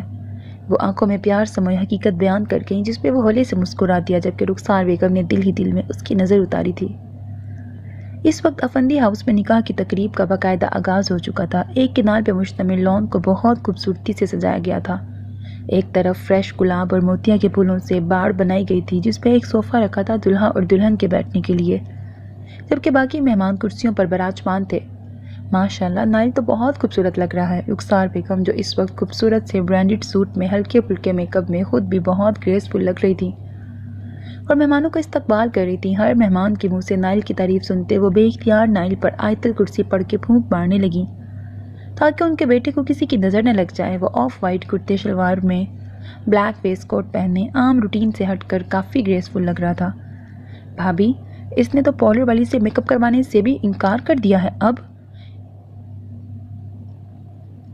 ان کی نند منزا بیگم ان کے پاس آ کے بتانے لگی، جس پہ ان کے ماتھے پہ شکنوں کا جال بچھ گیا۔ یہ لڑکی اپنی ماں کی طرح ہماری ناک ہی تو کٹوانے آئی ہے، پورا خاندان جمع ہے، وہ کیا سوچیں گے اگر ایسے ہی منہ اٹھا کے چلی آئی تو؟ وہ ابھی اپنی تشویش کا ذکر کر رہی تھی کہ تبھی بلیک فراک میں ملبوس فازیہ آتی دکھائی دی، جسے دیکھ کر افندی ہاؤس کی خواتین حیران رہ گئیں کیونکہ وہ ان کے بھیجے گئے ڈریس زیور کی بجائے اپنے ہی سادہ سے بلیک فراک جس پہ گولڈن کام ہوا تھا اور گولڈن سنہری دوپٹہ ایک طرف کندھے پہ رکھے بغیر کسی زیور اور میک اپ کے ان کے درمیان موجود تھی، اور اوپر سے وہ بجائے سمرا ہمرا کے اکیلی ہی چلی آئی تھی۔ بنا نظریں جھکائے وہ سیدھی چلتی آ کے صوفے پر ایک شان سے ٹک گئی تھی۔ سب کے سب اس کی طرف حیرانی سے متوجہ تھے، جبکہ نائل ابراہیم نے اس کے اعتماد پر اب کی بار کچھ خاص اور گہری نگاہوں سے اس کا جائزہ لیا تھا۔ اب لگا کہ یہ نائل کی ہونے والی بیوی ہے۔ ریتا بھابی نے نائل کے پاس آ کر کچھ جتایا تھا جس پہ وہ گہرا سانس بھرتا مسکرایا۔ آپ ہی چاہتی تھیں کہ کوئی کمانڈو ٹائپ دیورانی آنی چاہیے جو مجھ پہ حکمرانی کر سکے، مگر لگتا آپ کی دعا کچھ زیادہ ہی اللہ کو پسند آ گئی ہے۔ یہ تو پورے افندی ہاؤس کو ہلا کے رکھ رہی ہے۔ وہ آغا ہاشم کی طرف دیکھتے ہوئے بولا، جو اب کچھ خفیف سے ہو کر اپنی پوتی کا سب سے تعارف کروا رہے تھے۔ پر اتنی خطرناک دیورانی بھی نہیں چاہتی تھی جس کو آئے ابھی 24 گھنٹے ہوئے ہیں، مگر ہر ایک کی زبان پہ اس کی ہر درمی کے قصے ہیں جو کسی کو خاطر میں ہی نہیں لا رہی۔ دیکھو تمہارے ساتھ کیا کرتی ہے، جس سے آج تک کسی نے اونچی آواز میں بات نہیں کی۔ کم از کم حاشر بھائی کی طرح رن مرید نہیں بننے لگا میں۔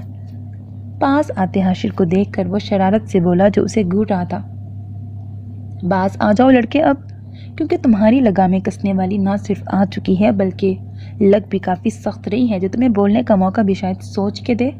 2 سال بڑی ہونے کا روب بھی تو جمائے گی نا۔ آپ لوگ فکر نہ کریں کیونکہ میں حاشر افندی نہیں ہوں۔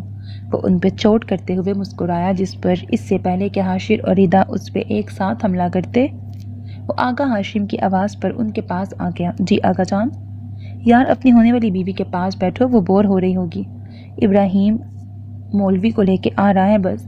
آغا ہاشم کی بات پہ اس نے مڑ کر صوفے پہ بیٹھی فازیہ کی طرف دیکھا جو اپنے موبائل میں یوں گم تھی جیسے اس وقت وہ دلہن بن کر نہیں، اپنے کمرے میں آرام دہ حالت میں بیٹھی ہو۔ آپ کو لگتا ہے کہ وہ بور ہو رہی ہے؟ اس نے طنز کیا۔ میں نے جو کہا ہے وہ کرو، تمہارا باپ آتا ہوگا پھر نکاح کر دیتے ہیں تاکہ مہمانوں سے جان چھوٹ جائے، جو نہ جانے کون سی باتیں لے کے بیٹھ گئے ہیں، اور تمہاری ماں تب سے مجھے یوں گھور رہی ہے جیسے سارا قصور میرا ہی ہو۔ آغا ہاشم کی آخری بات پر نائل نے کچھ معنی خیز نظروں سے ان کے معصوم پن کو دیکھا تھا، جس پہ وہ مسکراتے ہوئے گھورنے لگے۔ آپ کے مسکرانے کے دن ختم ہو رہے ہیں آغا جان، کیونکہ آپ ایک ایسے پٹاخے کو گھر لے کے آئے ہیں جو دن رات ہمارے سروں پر پھوٹا کرے گا۔ کہتا ہوا وہ جا کے فازیہ کے کچھ فاصلے پہ ٹک گیا، جس پہ موبائل سے نظریں ہٹاتی وہ اسے غور سے دیکھنے لگی، جیسے یہاں بیٹھنے کی وجہ جاننا چاہ رہی ہو، مگر نائل مکمل اطمینان سے اپنی جیب میں سے موبائل نکال کے اس کے ساتھ چھیڑ چھاڑ کرنے لگا۔ ارادہ اسے مکمل نظر انداز کرنے کا تھا۔ یہاں بیٹھنے کی وجہ جان سکتی ہوں میں؟ آخر کار اسے سوال کرنا پڑ گیا، مگر نائل نے کمال بے نیازی سے اس کا سوال اگنور کیے موبائل سے لگا رہا، شاید جیسے اس سے کچھ حساب پہ بات کرنے ہو۔ کیا اس سے میرا نکاح ہونے لگا ہے؟ نائل ابراہیم سے، ماما کی سب سے بڑی دشمن کے بیٹے سے؟ فازیہ کے ذہن میں کچھ سوال ابھرے جن کے جواب اسے جلد ہی مل گئے جب مولوی کے آنے کے بعد ان کا نکاح شروع ہوا تھا۔ آغا ہاشم کے اشارے پر رخسار بیگم نے سرخ نیٹ کا دوپٹہ اس کے سر پہ ڈال کے گھونگھٹ گرا دیا، اور فازیہ نہ چاہتے ہوئے بھی دوپٹہ پیچھے نہ کر سکی کیونکہ نکاح شروع کر چکا تھا، مگر وہ آج کے لیے اتنے پر ہی خوش تھی کہ اس نے عام سے حلیے میں آ کر افندیوں کی شان میں کچھ تو گستاخی کی تھی کیونکہ وہ رخسار بیگم کے سرخ چہرے کی طرف دیکھ کے مسکرائی تھی جو اندر ہی اندر پیچو تاپ کھا رہی تھی۔ آج سے افندی ولا کی تباہی شروع، نکاح نامے پہ دستخط کرتی ایک عزم سے کہہ رہی تھی۔ نکاح کی رسم کے بعد جیسے ہی ڈنر شروع ہوا تھا، فاضیہ خاموشی سے اٹھتی وہاں سے چل دی۔ آغا ہاشم نے اسے روکنا چاہا مگر وہ انکار کرتی اندر کی طرف بڑھ گئی۔ رخسار بہو تو چاند جیسی ہے مگر نخرا بھی بہت ہے، مجھے تو کچھ ناراض لگی ہے۔ اوپر سے دیکھو نکاح پہ کالے رنگ کا سوٹ پہن کے آ گئی، نہ کوئی زیور نہ کوئی میک اپ۔ ارے اکلوتے بیٹے کا نکاح اور اس طرح؟ منزا کی دیورانی نے کھانے سے لطف اندوز ہوتے رخسار بیگم پہ چوٹ کی تھی جو کہ لب بھینچ کے اپنی نند کی طرف دیکھنے لگی۔ ارے بھابھی آپ کو بتایا تو تھا کہ اس کی ماں اس نکاح پہ راضی نہ تھی، دوسرا وہ تو فاضیہ کو یہاں بھیجنا بھی نہیں چاہ رہی تھی۔ یہ تو آقا جان کی ضد تھی، اس لیے تو فاضیہ ماں کو لے کر بھی اپسیٹ ہے، اور دوسرا اسے میک اپ اور جیولری سے الرجی ہے۔ ویسے بھی کون سا ابھی صحیح شادی ہوئی ہے، بس نکاح کیا ہے، باقی کسرے ہم شادی پہ نکال لیں گے۔ منزا نے جیسے بات سنبھالی تھی جس پہ تنزیلہ بیگم نے بھی نند کی طرف تشکر بھری نگاہوں سے دیکھا تھا۔ ہر کوئی طرح طرح کی چہ مگویاں کر رہا تھا مگر گھر کی تینوں عورتوں نے منزا کے نقش قدم پہ چلتے ہوئے سب کو مطمئن کیا تھا۔ نائل اپنے دوستوں کو الوداع کرتا جب واپس آیا تو ہال میں سب کو ماں سوائے فاضیہ کے بیٹھے دیکھ کر ادھر آ گیا۔ میرے خیال میں آج کا کارنامہ تو سب نے دیکھ لیا ہوگا، مجھے ابھی یہ بتانے کی ضرورت تو نہیں ہے کہ اس لڑکی کا یہاں آنے کا مقصد آپ سب پر نہ صرف واضح ہو چکا ہے بلکہ یہ بھی سب جان چکے ہوں گے کہ یہ اپنی ماں سے بھی 2 ہاتھ آگے ہے۔ رخسار بیگم کی غصیلی آواز اس وقت پورے ہال میں گونج رہی تھی۔ نائل نے آغا ہاشم کی طرف دیکھا جو کسی سوچ میں گم نظر آئے۔ اب وقت تو لگے گا اسے ہماری فیملی میں ایڈجسٹ ہونے میں۔ سلیم افندی نے لب کشائی کی جو رخسار بیگم کے ساتھ ساتھ ان کی اپنی بیگم تنزیلہ کو بھی پسند نہ آئی تھی۔ یہ بات آپ نے خوب کہی، ایڈجسٹ ہونے میں وقت لگتا ہے، ذلیل کرنے میں نہیں، اور آج اس نے یہ ثابت کر دیا۔ سب دیکھ رہے تھے، اتنی بے شرم دلہن، اوپر سے نہ سلام دعا۔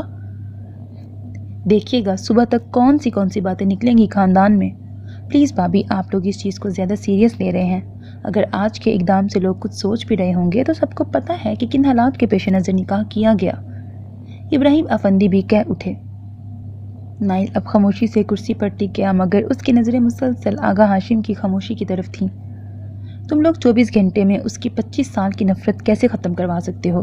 تم لوگ تو اس کی ماں سے اتنی نفرت کی وجہ سے اسے قبول نہیں کر پا رہے ہو، تو وہ کیسے اپنی ماں کی وجہ سے ہم سب سے کی جانے والی نفرت کو ایک رات میں پسو پشت ڈال کے ہم سب سے ہنس کے بات کر سکتی ہے؟ شکر کرو اس نے پھر ہماری لاج رکھی سارے خاندان کے سامنے، ورنہ مجھے تو یہ بھی ڈر تھا کہ وہ آج ہی سارے حساب کتاب نہ کھول لے۔ آغا ہاشم نے اپنی خاموشی توڑ کر سب کو سوالیہ نگاہوں سے دیکھتے ہوئے اپنا ڈر بیان کیا تھا۔ اس لیے میں پھر سے وہی بات دہرا رہا ہوں کہ ان 3 ماہ میں اس سے جتنی نفرت ہو سکے وہ ہم سے کرے، اور ہم سے جتنی برداشت اور محبت ہو سکے ہم نبھا کریں گے۔ دوسرا، نائل پہ مجھے اعتبار ہے، سنبھال لے گا اچھی طرح سے۔ انہوں نے پر یقین نظروں سے نائل کی طرف دیکھا جس کا چہرہ بے تاثر تھا۔ رخسار بیگم ان کی بات پہ جل گئیں۔ نائل پہ بہت بڑی ذمہ داری ڈال رہے ہیں آپ آغا جان، ہمارے نائل کے قابل نہیں تھی وہ۔ منزا بیگم کچھ دیر پہلے کی اس کی بدتمیزی کو بھول نہ پائی تھی۔ قابل بنائی تو جا سکتی ہے نا، پیار سے، برداشت سے اور کچھ باتوں کو نظر انداز کر کے۔ مجھے امید ہے کہ میرا یہ فیصلہ ایک دن سب کو بہترین لگے گا۔ اب بہت رات ہو گئی ہے، سب کو آرام کرنا چاہیے۔ وہ اپنی بات مکمل کر کے اٹھے۔ نائل کے پاس سے گزرتے ہوئے انہوں نے اس کا شانہ تھپتھپایا اور کمرے کی طرف بڑھ گئے، جس کی تقلید میں سلیم اور ابراہیم آفندی بھی اٹھ گئے۔ چلیں بھابھی، آج ہم سب نائل بھائی سے رقم نکلواتے ہیں جیسے انہوں نے آپ کی دفعہ حاشر بھائی سے نکلوائی تھی۔ سمرا نے ہمرا اور ہادیہ کو بھی اٹھایا۔ ردا بھابھی نے ترچھی نگاہوں سے اپنی ساس اور چچی ساس کی طرف دیکھا جن کو یہ بات شاید پسند نہیں آئی تھی۔ کہاں ہے وہ لڑکی؟ رخسار بیگم کے پوچھنے پر عامر سے کچھ بات کرتے نائل نے ماں کی طرف دیکھا۔ بھابھی وہ تو میرے جانے سے پہلے ہی نائل کے کمرے میں چلی گئی تھی۔ منزا بیگم کی اطلاع پر رخسار بیگم اس کی بے شرمی اور جرأت پر خون کے گھونٹ بھر کے رہ گئیں، اور نائل نے بے اختیار اپنے روم کے بند دروازے کی طرف دیکھا تھا۔ اتنی دیدہ دلیری، وہ پکا کسی پلان سے آئی ہے۔ تنزیلہ بیگم کیسے چپ رہ سکتی تھی؟ مجھے اندازہ ہو رہا ہے کہ وہ کیا مقصد حاصل کرنا چاہتی ہے جو آج سے 25 سال پہلے اس کی ماں نہ کر سکی، اب وہ بیٹی کرنا چاہتی ہے۔ مگر میں بھی رخسار ہوں، ان دونوں ماں بیٹی کو جیتنے نہیں دوں گی، ان کی ہر سازش ناکام کروں گی۔ آپ کو کیا برا لگا ہے، اس کا میری زندگی میں داخل ہونا یا میرے کمرے میں جانا؟ نائل بے تاثر انداز میں سوال کر گیا۔ دونوں ہی۔ میں اسے تمہارے آس پاس بھی برداشت نہیں کر سکتی، مگر کیا کروں، میرے ہاتھ باندھ دیے گئے ہیں، ورنہ اس لڑکی کی ہمت کہ یوں دیدہ دلیری سے تمہارے کمرے میں جاتی۔ لیکن میرے ہاتھ نہیں بندھے، بتائیں کیا چاہتی ہیں؟ اسے کمرے سے نکال دوں کہ خود وہاں پاؤں نہ رکھوں؟ وہ اپنی ماں کی کیفیت سے بخوبی واقف تھا کہ کیا چیز ان کو اس وقت برداشت نہ ہو رہی تھی، اس لیے دو ٹوک انداز میں پوچھتا کمرے کے پاس کھڑی فاضیہ کو بھی جلا گیا۔ وہ کب سے کھڑی بڑے مزے سے رخسار بیگم کا کڑنا جلنا انجوائے کر رہی تھی، مگر نائل کی بات پر وہ بد مزہ ہوئی، کیونکہ اپنی اور اپنی ماں کی اصلی دشمن کو آج کی ساری رات اس آگ میں جلانا چاہتی تھی کہ اس کا بیٹا اس لڑکی کے ساتھ ایک کمرے میں ہے، مگر نائل شاید اس کا پلان خراب کرنے لگا تھا۔ نہیں نائل، میں کبھی بھی تمہیں تکلیف میں نہیں ڈال سکتی، اور نہ تمہیں تمہاری ماں اور تمہارے آقا جان کے فیصلوں کے درمیان الجھا سکتی ہوں۔ اب جو ہو گیا ہے اسے 3 ماہ تک برداشت تو کرنا پڑے گا۔ جہاں تک بات ہے تمہارے کمرے میں جانے کی، تو کمرے میں جا کر کیا مل جائے گا اسے، جو صرف کاغذی حد تک ہی بیوی کا لقب حاصل کر سکی ہے، ورنہ اصل بیوی تو علیشہ ہوگی، تمہارے پیار اور توجہ کی اصل حقدار۔ مجھے یقین ہے میرا بیٹا کبھی بھی اس ناگن کی بیٹی کو ایسا مرتبہ نہیں دے گا جس سے اس کی ماں کو تکلیف ہو۔ رخسار بیگم نے یقین دہانی چاہتے ہوئے کچھ جتایا تھا، کسی حد سے باز رکھنا چاہا تھا، کچھ ان کہیں میں سمجھانے کی کوشش کی تھی، جو نائل کے ساتھ ساتھ فاضیہ کو نہ صرف سمجھ آئی تھی بلکہ اس نے خونخوار نظریں رخسار بیگم پہ ٹکائی تھیں، جو اس کی پیشانی چوم کر اسے اپنے ساتھ لگا رہی تھی۔ ان کا سر اپنے سینے سے لگاتے نائل کی بے ساختہ نگاہ اپنے کمرے کی طرف اٹھی، جہاں فاضیہ کے چہرے پر غصیلے تاثرات دیکھ کر وہ چونکا تھا۔ وہ چونکا نہیں تھا، بس ایک نظر ڈال کے نگاہ کا زاویہ بدل گیا۔ تو تمہیں اب کمرے میں چھوڑ کر آئیں کہ خود چلے جاؤ گے؟ عامر اس کے پاس آیا۔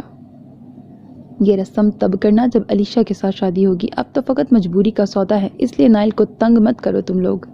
تنزیلہ بیگم کے کہنے پر ینگ پارٹی کا منہ بن گیا۔ نائل نے مسکراتے ہوئے ردا بھابی، سمرا، ہمرا اور ہادیہ کو ان کی پسندیدہ رقم دی، جس پہ وہ خوش ہو گئی۔ نائل کا موبائل بجا تو وہ کال سننے کے لیے باہر چلا گیا۔ باقی بھی اپنے اپنے کمرے کی طرف بڑھ گئے، سوائے رخسار، تنزیلہ اور منزا کے، جو وہاں ہی بیٹھ کر چائے پینے لگی۔ بہت شاطر لڑکی ہے وہ، مجھے لگتا ہے نائل کو وہ اپنی طرف راغب کرنے کی کوشش کرے گی۔ منزا نے جیسے اپنا خدشہ بیان کیا۔ یہ تو صبح پتہ چلے گا اس کا نائل سے رویہ دیکھ کر کہ وہ نائل کو ہم سے دور کرنا چاہتی ہے یا اس کا مقصد صرف ہمیں پریشان کرنا ہے۔ تنزیلہ بیگم کی بات پر رخسار بیگم کے ماتھے پر شکنوں کا جال بچھا۔ اگر اس نے میرے بیٹے سے کوئی بھی تعلق بنانے کی کوشش کی یا اسے ہم سے چھیننے کی کوشش کی تو میں اسی دن طلاق دلوا کے چلتا کروں گی، چاہے اس کے لیے مجھے چچا جان کی ناراضگی کیوں نہ سہنی پڑے۔ رخسار بیگم نے 2 ٹوک لہجے میں جیسے اپنے حتمی فیصلے سے آگاہ کیا تھا۔ وہ کمرے میں ادھر سے ادھر چکر لگاتے رخسار بیگم کی باتوں سے جل کڑ رہی تھی۔ تم میری ماں کی خوشیوں کی قاتل ہو، سب سے زیادہ اذیت تمہاری وجہ سے ان کو ملی۔ تم نے اپنی بہن کو اس گھر میں لانے کے لیے میری ماں پہ جھوٹے الزامات لگائے، ان کو ذلیل کر کے اس گھر سے نکلوایا، مجھے ساری عمر باپ کی محبت اور شفقت سے محروم رکھا۔ اب تم کیسے اتنے سکون سے رہ سکتی ہو رخسار بیگم؟ اس کی بڑبڑاہٹ جاری تھی۔ بہت اچھا ہوا کہ تمہارے لاڈلے بیٹے کا نکاح مجھ سے ہو گیا، کیونکہ جتنی تکلیف میں تمہیں دینا چاہتی ہوں اس کے لیے تمہارا بیٹا بہترین ہتھیار ہے۔ وہ ناگواری سے سامنے دیوار پہ لگی نائل ابراہیم کی فل سائز تصویر دیکھنے لگی۔ جب وہ اس گھر کی عورتوں کو جلانے کے لیے خود ہی اس کمرے میں آئی تھی تو کمرے میں نظر دوڑاتی وہ ایک پل کو تو اس کمرے کی سجاوٹ سے متاثر ہوئی تھی، مگر پھر جیسے پورا کمرہ ہی بیکار لگنے لگا تھا۔ سب سے بری اسے یہی تصویر لگی تھی جس میں وہ مسکرا رہا تھا، مگر بقول فاضیہ ندیم کے اب افندی ہاؤس کو مسکرانے کا حق نہیں تھا۔ وہ سب کی مسکراہٹیں ہی تو چھیننے آئی تھی۔ موبائل پر رنگ ہوئی تو اس نے نمبر دیکھا جہاں مما کالنگ جگمگا رہا تھا۔ جی مما، اس نے موبائل کان سے لگایا۔ کب سے کال کر رہی ہوں تمہیں، بتاؤ ٹھیک ہو؟ اس لڑکے نے کچھ کہا تو نہیں یا کوئی زبردستی کرنے؟ ایسا کچھ بھی نہیں ہوا مما، وہ لڑکا ابھی کمرے میں آیا ہی نہیں۔ میں تو چاہتی ہوں کہ وہ کمرے میں آئے، مجھے ہاتھ لگانے کی کوشش کرے، تاکہ میں آج افندی ہاؤس میں وہ تماشا لگاؤں کہ سب ایک دوسرے سے منہ چھپاتے پھریں۔ وہ زہر خون لہجے میں بولتی ان کو پرسکون کر گئی۔ اس ماں کا بیٹا ہے جس نے میرے شوہر پہ ڈورے ڈالے تھے، مجھے طلاق دلوائی، اس گھر سے نکالا، اسے تم شوہر کے روپ میں برداشت بھی کیسے کر سکتی ہو؟ کیسے اس کے ساتھ نکاح کر سکتی ہو؟ کیا اس بڈھے کو اپنے پورے خاندان میں وہی ملا تھا تمہارے لیے؟ وہ شاید نہیں، یقیناً ناخوش تھی۔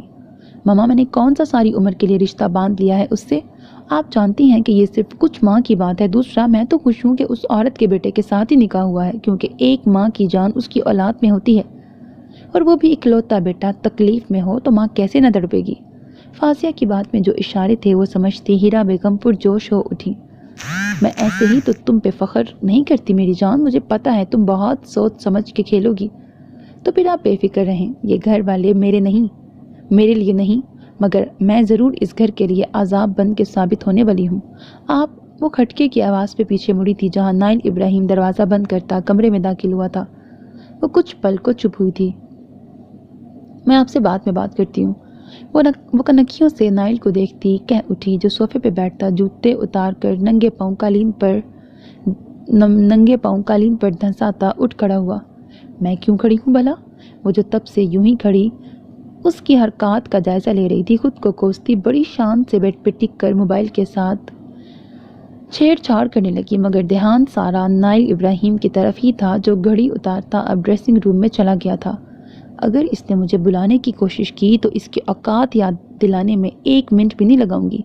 وہ خود کو سبق دینے لگی. اور پھر جب 10 منٹ بعد وہ ایزی ٹراؤزر شرٹ پہ نکلا اور ڈریسنگ مرر کے آگے جا کھڑا ہوا، اس کے بال نم تھے، جس کا مطلب وہ شاور لے کے آیا تھا. بال بنا کر اس نے روم کی لائٹس آف کی اور آ کر بیڈ کی دوسری طرف لیٹ گیا. کمبل سر تک تان کر وہ یوں کروٹ کے بل سونے کی کوشش کرنے لگا جیسے وہ اس روم میں پہلے کی طرح اکیلا ہو، جبکہ اس کمرے میں موجود دوسرا نفوس تو جیسے ساکت ہوا تھا. وہ جو کب سے پلان کر رہی تھی کہ کیسے اس کی بے عزتی کرے گی، مگر اب یوں اس کے نظر انداز کرنے سے اسے لگ رہا تھا جیسے اس کے منہ پہ تماچا مار دیا گیا ہو. اسے اس کی نظر کی خواہش نہیں تھی اور نہ اس کی توجہ کی طلبگار، مگر اس کا یوں یکسر اس کے وجود کو اگنور کرنا اسے سراسر اپنی توہین لگی. کمزور انسان جانتا تھا کہ مجھ پر ایک نظر ڈالنے سے وہ خود پہ کنٹرول نہیں کر سکے گا، اس لیے یوں ڈرامہ کیا. ماں کی کہی مان کر شاید تم آج کی رات اپنی ماں کو سکون دے دو، مگر بہت جلد تمہاری ماں کی سب سے بڑی اذیت میں بننے والی ہوں. وہ تلخی سے سوچتی اس کی پشت کو گھورنے لگی اور پھر جیسے جلن نکالنے کے لیے اٹھ کر کمرے کی لائٹ آن کر دی. نائل نے بنا کوئی رسپانس دیے لیٹا رہا، جیسے اس نے آج اس کے وجود کو فراموش کرنے کی قسم کھائی ہو. جبکہ فاضیہ جس کی انا پر گہری چوٹ لگی تھی، اس لیے جلتی کڑتی آنکھ کے ایک طرف لیٹ کر سونے کی کوشش کرنے لگی. صبح اس کی آنکھ ایک انجان لمس سے کھلی. وہ کچھ دیر تو سوئی جاگی کیفیت میں یوں ہی پڑا رہا، پھر آہستہ سے کروٹ بدلتا دوسری طرف دیکھنے لگا جہاں اس کا ہاتھ اس کے کندھے کے ساتھ لگا تھا.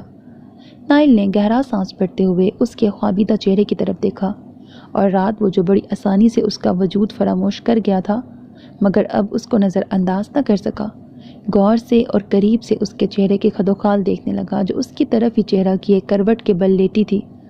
نائل نے ایک چیز نوٹ کی، اس کے الفاظ کا سرد بند اور آنکھوں میں ٹپکتے نفرت کے شعلوں کی نسبت اس کی بند آنکھوں پر سایہ فگن ہوتی پلکیں اور سرخ نرم و ملائم ہونٹ اسے زیادہ خوبصورت بنا رہے تھے.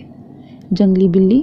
نائل کے منہ سے بے ساختہ الفاظ نکلے، پھر خود ہی اپنے لقب پہ حیران ہوتا اٹھ کھڑا ہوا. جب 10 منٹ بعد وہ فریش ہو کے یونیورسٹی جانے کے لیے تیار ہو کے نکلا تو نگاہ پھر سے اس کے سوتے وجود سے ٹکرائی، مگر جلد ہی خود کو سرزنش کرتا وہ لمبے لمبے ڈگ بھرتا کمرے سے نکل گیا.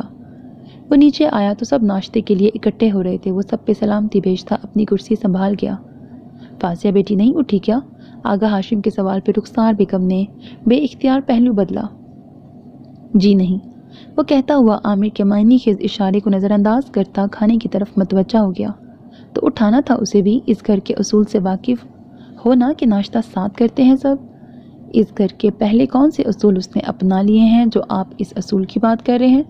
رخسار بیگم کا لہجہ ابھی بھی تلخ تھا، کیونکہ یہ ان کا حوصلہ ہی تھا کہ انہوں نے اس لڑکی کو اپنے بیٹے کے روم میں کیسے رخسار بیگم کا لہجہ ابھی بھی تلخ تھا کیونکہ یہ ان کا حوصلہ ہی تھا کہ انہوں نے اس لڑکی کو اپنے بیٹے کے روم میں کیسے برداشت کیا تھا. ہم سکھائیں گے تو سیکھے گی نا. جاؤ ہمراہ اسے بلا کے لاؤ. آغا ہاشم نے ہمراہ سے کہا جو سر ہلاتی نائل کے کمرے کی طرف بڑھی، اور پھر 2 منٹ بعد سب نے ہی اس کی آواز اونچی آواز سنی تھی. کون سی قیامت آ گئی ہے اس گھر میں صبح صبح؟ بندہ اپنی مرضی سے سو بھی نہیں سکتا ہے. جاؤ دفع ہو جاؤ. مجھے تم لوگوں کی شکلیں برداشت نہیں ہوتی کہ ساتھ جڑ کے ناشتہ کرتی پھروں. اس کا بدتمیز لہجہ سب کے کانوں میں پڑا تھا. ہمراہ تو شرمندہ سی ہوتی باہر آ گئی، جبکہ سب کی نگاہیں بے اختیار آغا ہاشم کی طرف اٹھیں جو کہ لب بھینچے ہوئے تھے. لگتا ہے آپ کو خاموشی سے ناشتہ کرنے میں مزہ نہیں آ رہا تھا، میں چلتا ہوں۔ نائل ان کو جتاتا ہوا اٹھ کھڑا ہوا، جس کی تقلید عامر نے بھی کی تھی۔ ابھی تو آغاز ہے چچا جان، بہت رنگ دکھانے والی ہے یہ۔ رخسار بیگم بھی چوٹ کرنے کا موقع ہاتھ سے ضائع نہیں کرنا چاہتی تھی۔ رخسار، ابراہیم افندی نے جیسے خاموش رہنے کا اشارہ کیا تھا۔ تنزیلہ، تھوڑی دیر بعد صدف کے ہاتھ اس کا ناشتہ اس کے کمرے میں پہنچا دینا۔ اب کوئی بھی اسے ناشتے یا ڈنر کے لیے فورس نہیں کرے گا، جب دل چاہے جہاں چاہے وہ کھا پی سکتی ہے، کیونکہ اس گھر میں اسے ایڈجسٹ ہونے کے لیے وقت چاہیے جو ہم سب دیں گے۔ آغا ہاشم اپنی بات مکمل کرتے اٹھ گئے۔ یہ جتنی بھی کوشش کر لیں وہ رہے گی اس ناگن کی بیٹی۔ رخسار بیگم کو آغا ہاشم کی اسے اس قدر ڈھیل دینا ذرا پسند نہیں آیا تھا۔ میں اب تو کبھی بھی نہ جاؤں ان کے کمرے میں، مردوں کے اٹھنے کے بعد ہمراہ کہنے لگی، اور مجھے تو دیکھتے ہی وہ گھورنے لگتی ہیں۔ ہادیہ نے بھی لب کشائی کی، کوئی بات نہیں، بڑی بہن ہے تمہاری وہ، چلو اب یہ باتیں چھوڑو اور اسکول جاؤ۔ سعد کا لنچ باکس اسے یاد سے دینا۔ راحیلہ بیگم نے ہادیہ اور سعد کو چلنے کا اشارہ کیا۔ وہ دونوں اپنے بیگز پکڑے باہر کو چل دیے، جہاں ڈرائیور ان کا انتظار کر رہا تھا۔ وہ تم سے اور تمہارے بچوں سے شدید نفرت کرتی ہے، اور تم اسے ان کی بڑی بہن بنانے پہ تلی ہو۔ رخسار بیگم نے اپنی چھوٹی بہن کی عقل کو کوسا، جو بھی سچ جھوٹ ہے آپا، مگر حقیقت تو یہی ہے کہ وہ ان کی بڑی بہن ہے، ندیم کی بیٹی ہے، اور میں نے اسے اس وقت ہی قبول کر لیا تھا جب ندیم نے اپنے آخری دنوں میں آغا جان سے وعدہ لیا تھا۔ آپ کو پتہ ہے کہ مجھے ندیم کی ہر خواہش کو پورا کرنا ہے جو ان کی اپنے تینوں بچوں کے بارے میں تھی۔ راحیلہ نے اتنے دنوں کی اپنی خاموشی توڑی، جس پر رخسار نے کچھ ناگواری سے دیکھا تھا، مگر تنزیلہ بیگم کی وجہ سے خاموش ہو گئیں۔ وہ ابھی یونیورسٹی سے واپس آیا تھا، اس لیے سیدھا کمرے میں ہی آیا، مگر کمرے کی حالت دیکھ کر اس کا دماغ چکرا کے رہ گیا۔ صبح کے ناشتے کے خالی برتن شیشے کی ٹیبل پہ پڑے تھے، تین پیک قالین پر میک اپ کا سامان جا بجا بکھرا، یوں لگ رہا تھا جیسے خود بکھیرا گیا ہو۔ صوفے کے کشن نیچے پڑے تھے اور بیڈ شیٹ کو بھی نیچے پھینکے وہ خود بیڈ سے ٹیک لگائے LED کا ریموٹ پکڑے فروٹ کھانے میں مصروف تھی۔ نائل کی نفاست پسند طبیعت کو یہ سب بہت گرا گزرا تھا۔ صدف، صدف، اس نے دروازے کے پاس ہی صدف کو پکارا تھا، جو اگلے 2 منٹ میں اس کے پاس بھاگی ہوئی آئی تھی۔ کیا آج کمرے کی صفائی نہ کرنے کی وجہ جان سکتا ہوں؟ وہ کمرے کی الٹ پلٹ حالت کی طرف اشارہ کرتا پوچھنے لگا۔ چھوٹے صاحب، وہ صدف ہچکچاتے ہوئے ایک نظر لاپرواہ اس کمرے کی نئی مالکن پہ ڈالی، جو پیر جلاتے ہوئے ٹی وی سے ہی چھیڑ خانی کر رہی تھی۔ میں آئی تھی مگر چھوٹی بی بی نے کہا کہ ان کو صفائی نہیں کروانی، پھر برتن اٹھانے کے لیے بھی آئی تھی مگر چھوٹی بی بی نے ڈانٹ دیا مجھے۔ وہ دھیمے سے بولتے اپنے 2 گھنٹے پہلے لی جانے والی کلاس کے بارے میں بتانے لگی۔ یہ کمرہ تمہاری چھوٹی بی بی کا نہیں، میرا ہے، یہ بات آئندہ سے یاد رکھنا۔ چلو کرو صفائی اب۔ وہ سپاٹ انداز میں کہتا جانے کو مڑا، مگر اس کے الفاظ پہ رکا تھا۔ اس کمرے میں اب میں بھی رہتی ہوں، تو یہ کمرہ اب میری ملکیت ہی ہے۔ اس کمرے میں اب میں رہتی ہوں تو یہ کمرہ اب میری ملکیت ہی ہے۔ دوسرا، مجھے اپنی موجودگی میں صفائی کروانا پسند نہیں، اس لیے جب میں اس کمرے میں نہیں ہوں گی تب صفائی کرنے آنا، اور یہ بات مجھے دوبارہ سے کہنی نہ پڑے مس صدف۔ وہ بلا شبہ صدف سے مخاطب تھی، مگر سنایا اسے ہی گیا تھا، جس پہ نائل نے ایک تیز نظر اس پہ ڈالی تھی۔ اگر کسی کو اس کمرے میں اتنا ہی رہنے کا شوق ہے تو پھر اپنی عادت سے ہٹ کے کچھ برداشت بھی کرنا ہوگا، ورنہ بڑے شوق سے کہیں اور ٹھکانے کا سوچ لیں۔ میں آدھے گھنٹے بعد کمرے میں آؤں تو یہ گندگی نظر نہ آئے، اور اگر پھر بھی کوئی تمہارے کام میں رکاوٹ ڈالے تو ان کا سامان گیسٹ روم میں شفٹ کر دینا، ویسے بھی مہمان وہاں ہی اچھے لگتے ہیں۔ وہ چبا چبا کے بولتا، بہت کچھ کہہ بھی گیا، بہت کچھ جتا بھی گیا۔ فاضیہ نے تل ملا کے اس کے پشت کو گھورا جو وہاں سے جا رہا تھا، پھر ہاتھ میں پکڑا ریموٹ پوری قوت سے دیوار پہ دے مارا۔ صدف اس کے غصے سے دہل گئی۔ یہ لوگ سمجھتے کیا ہے خود کو؟ میں مہمان ہوں اس گھر میں، میرے باپ کا گھر ہے یہ، جس طرح اس کے باپ کا گھر ہے۔ تم لوگوں کو میں دکھاتی ہوں اب کہ اس گھر کی مہمان ہوں یا مالکن۔ وہ کوئی فیصلہ کرتی اور اس پہ عمل کرنے کا سوچتی، جیسے خود کو پرسکون کرنے لگی تھی۔ صدف کہاں ہے؟ رخسار بیگم نے اس کے آگے لنچ رکھتے ہوئے راحیلہ بیگم سے پوچھا، جو سعد اور ہادیہ کو لنچ بنا کر دے رہی تھی۔ میرے روم میں صفائی کر رہی ہے، نائل نے بریانی کھاتے ہوئے بتایا۔ صبح سے اب یاد آیا ہے اسے؟ آج تو ناشتہ بھی اکابی نے بنایا تھا۔ وہ حیران ہوئی۔ وہ کمرے میں گئی تھی مگر فاضیہ نے کمرے سے نکال دیا کیونکہ اسے آرام کرنا تھا۔ راحیلہ بیگم کے بتانے پر نائل کے تنزیہ ہونٹ پھیلے، جیسے ان کے جملے کو ناپسند کیا ہو۔ یہ لڑکی بھی نا۔ وہ کچھ کہتے کہتے رکی کیونکہ فاضیہ ان کی طرف آتی کرسی گھسیٹ کے بیٹھ گئی تھی۔ لنچ؟ ٹانگ پہ ٹانگ رکھتے اس نے سوالیہ نگاہوں سے رخسار بیگم کو دیکھا۔ اس کے انداز میں جو کچھ تھا اسے محسوس کرتا نائل پانی کا گلاس پکڑتے ہوئے اپنی ماں سے کہنے لگا، مما آپ کھانا کھائیں، یہاں سب کے ہاتھ پیر سلامت ہیں فی الحال۔ وہ فاضیہ کی چپتی نظر کو مکمل اگنور کرتا پانی منہ سے لگا گیا۔ کیا کھاؤ گی تم؟ راحیلہ بیگم نے مروتاً پوچھ لیا، جس پر رخسار بیگم نے گھورا۔ آپ کون ہوتی ہیں مجھ سے پوچھنے والی؟ آپ کو حق کس نے دیا کہ آپ مجھ سے مخاطب ہو؟ آپ جیسی ایک عورت کا گھر اجاڑنے والی، ایک بیٹی کو دربدر کرنے والی عورت سے ہم کلام ہونا میں اپنی توہین سمجھتی ہوں۔ اس کے الفاظ سے جیسے زہر پھوٹ رہا تھا۔ راحیلہ بیگم کا چہرہ ضبط سے سرخ ہوا تھا، وہیں رخسار بیگم کا چہرہ غصے سے لال پیلا ہوا تھا۔ کتنی بد زبان ہو تم، جانتی بھی ہو حقیقت، یا جو تمہاری ناگن ماں نے پٹی پڑھائی بس وہی ازبر کر آئی ہو؟ خبردار میری ماما کو کچھ کہا تو ورنہ رخسار بیگم کو جو کل رات سے اس پہ غصہ تھا جیسے اب باہر نکالنا چاہ رہی ہوں۔ ماما آپ کو نہیں لگتا کہ آپ اس بندے سے بحث کر رہی ہیں جسے دوسروں کی کیا اپنی عزت کا خیال نہیں؟ پلیز میں نہیں چاہتا کہ میں یہاں بیٹھ کے جاہلوں کی طرح عورتوں کو یوں آپس میں لڑتا دیکھوں۔ ویسے بھی کچھ لوگ تو اس گھر میں آئے ہی اس مقصد کے لیے ہیں کہ بدمزگی پیدا کریں۔ شاید ایسے وہ کوئی تسکین حاصل کرنا چاہتے ہوں، سو مہربانی آپ ہی کچھ خیال کر لیں۔ وہ اکتائے لہجے میں کہتا اٹھنے لگا۔ کہنا کیا چاہتے ہو تم؟ مجھے بات کرنے سے پہلے اپنے گریبان میں جھانکو۔ تم کہ کتنی عزت لیے پھر رہے ہیں تمہارے یہ نام نہاد رشتے؟ وہ کاٹ کھانے کو دوڑی۔ تمہیں اس گھر میں مقام دے کے واقعی میں عزت والا کام نہیں کیا ہم نے۔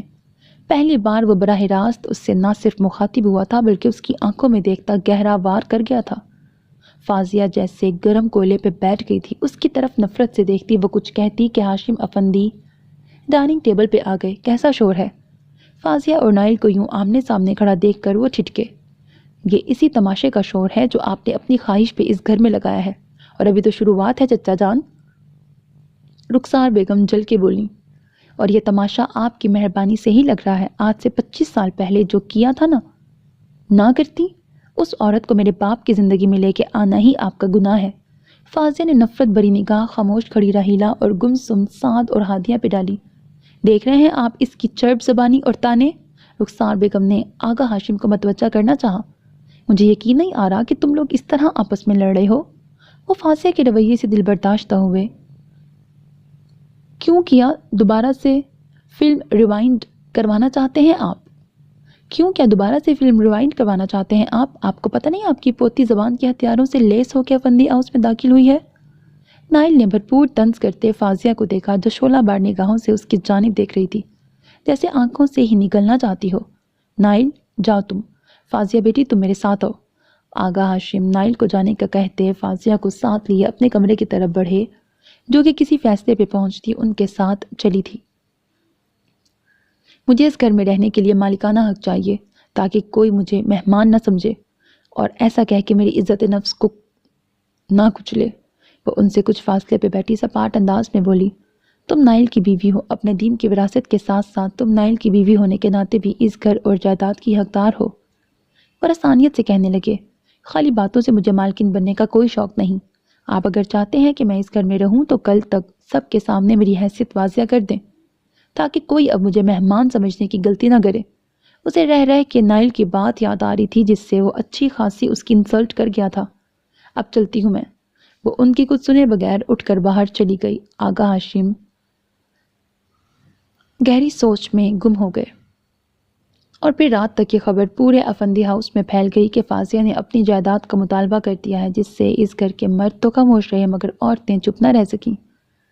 آغا جان غلطی پہ غلطی کر رہے ہیں، ابھی سب اس کے ہاتھ میں دینے کا مطلب ہے کہ لو پکا پکایا کھاؤ اور چلتی بنو۔ منزہ بیگم بھی خوش نہ تھی، وہ اسی مقصد کے لیے تو اس گھر میں آئی ہے۔ اس میں حیرانگی والی تو یہ بات ہے کہ آغا جان نے کہا تھا کہ 3 ماہ بعد وہ اسے سب دیں گے تاکہ وہ اس لڑکی کو اس کی ماں کی اصلیت بتا کے محفوظ مستقبل دے سکیں، مگر اب اس کے حوالے سب کر کے کیا رہ جائے گا باقی؟ تنزیلہ بیگم بھی کہہ اٹھی، اچھا ہے جلدی جان چھوٹ جائے گی، مجھے تو ایک پل نہیں برداشت ہو رہی ہے لڑکی۔ رخسار بیگم جہاں اس کو جائیداد میں حصہ دینے پہ ناخوش تھیں، وہیں اس کے جلد چلے جانے سے خوش بھی تھیں۔ آپ کو لگتا ہے کہ سب حاصل کرنے کے بعد وہ عدالت سے خلا کے لیے رجوع کر لے گی؟ منزہ نے سوال کیا۔ کر ہی لے تو اچھا ہے، پیسہ تو آنی جانی چیز ہے مگر کم از کم اس گھر میں سکون تو ہوگا۔ اس کے دفع ہو جانے سے؟ ویسے وہ ایک دفعہ کہے تو صحیح، نائل کو کہوں کہ اس کے منہ پہ دے مارے 3 لفظ۔ رخسار بیگم بہت بیزار ہوئی تھی۔ اور پھر رات کو ڈنر پر جب سب موجود تھے، آغا ہاشم نے ایک فائل فاضیہ کو دیتے ہوئے سب کو مخاطب کیا تھا۔ آج سے فاضیہ اس گھر کی بہو، ندیم کی بیٹی اور نائل کی بیوی ہونے کے ناطے اس گھر، بزنس اور جائیداد کی حصے دار ہے۔ میں نے ندیم ٹیکسٹائل DHA میں 1 کنال کا پلاٹ اور اکاؤنٹ میں 10 کروڑ کی رقم اس کے نام کر دی ہے۔ باقی نائل نے جو حق مہر میں اپنا لاہور والا اپارٹمنٹ اس کے نام کیا وہ بھی۔ ان کی بات پر فاضیہ نے تمسخر سے مسکراتی نگاہوں سے سب کے سپاٹ چہرے دیکھ کر جیسے سب کی تکلیف پر مزہ لیا تھا۔ گاڑی جو ابراہیم نے اسے شادی پہ گفٹ کی ہے وہ بھی، اور جو ہماری طرف سے زیورات اسے دیے گئے وہ سب اس کے ہیں، مگر یہ سب وہ بیچ تب سکتی ہے جب اس کا شوہر یعنی کہ نائل ابراہیم اس کی اجازت دے گا۔ اس کی اجازت کے بغیر یہ اپنی پراپرٹی کسی اور کے نام بھی نہیں کروا سکتی ہے، کیونکہ میں نے اس کی ساری پراپرٹی کا اتھارٹی ایجنٹ نائل کو بنا دیا ہے۔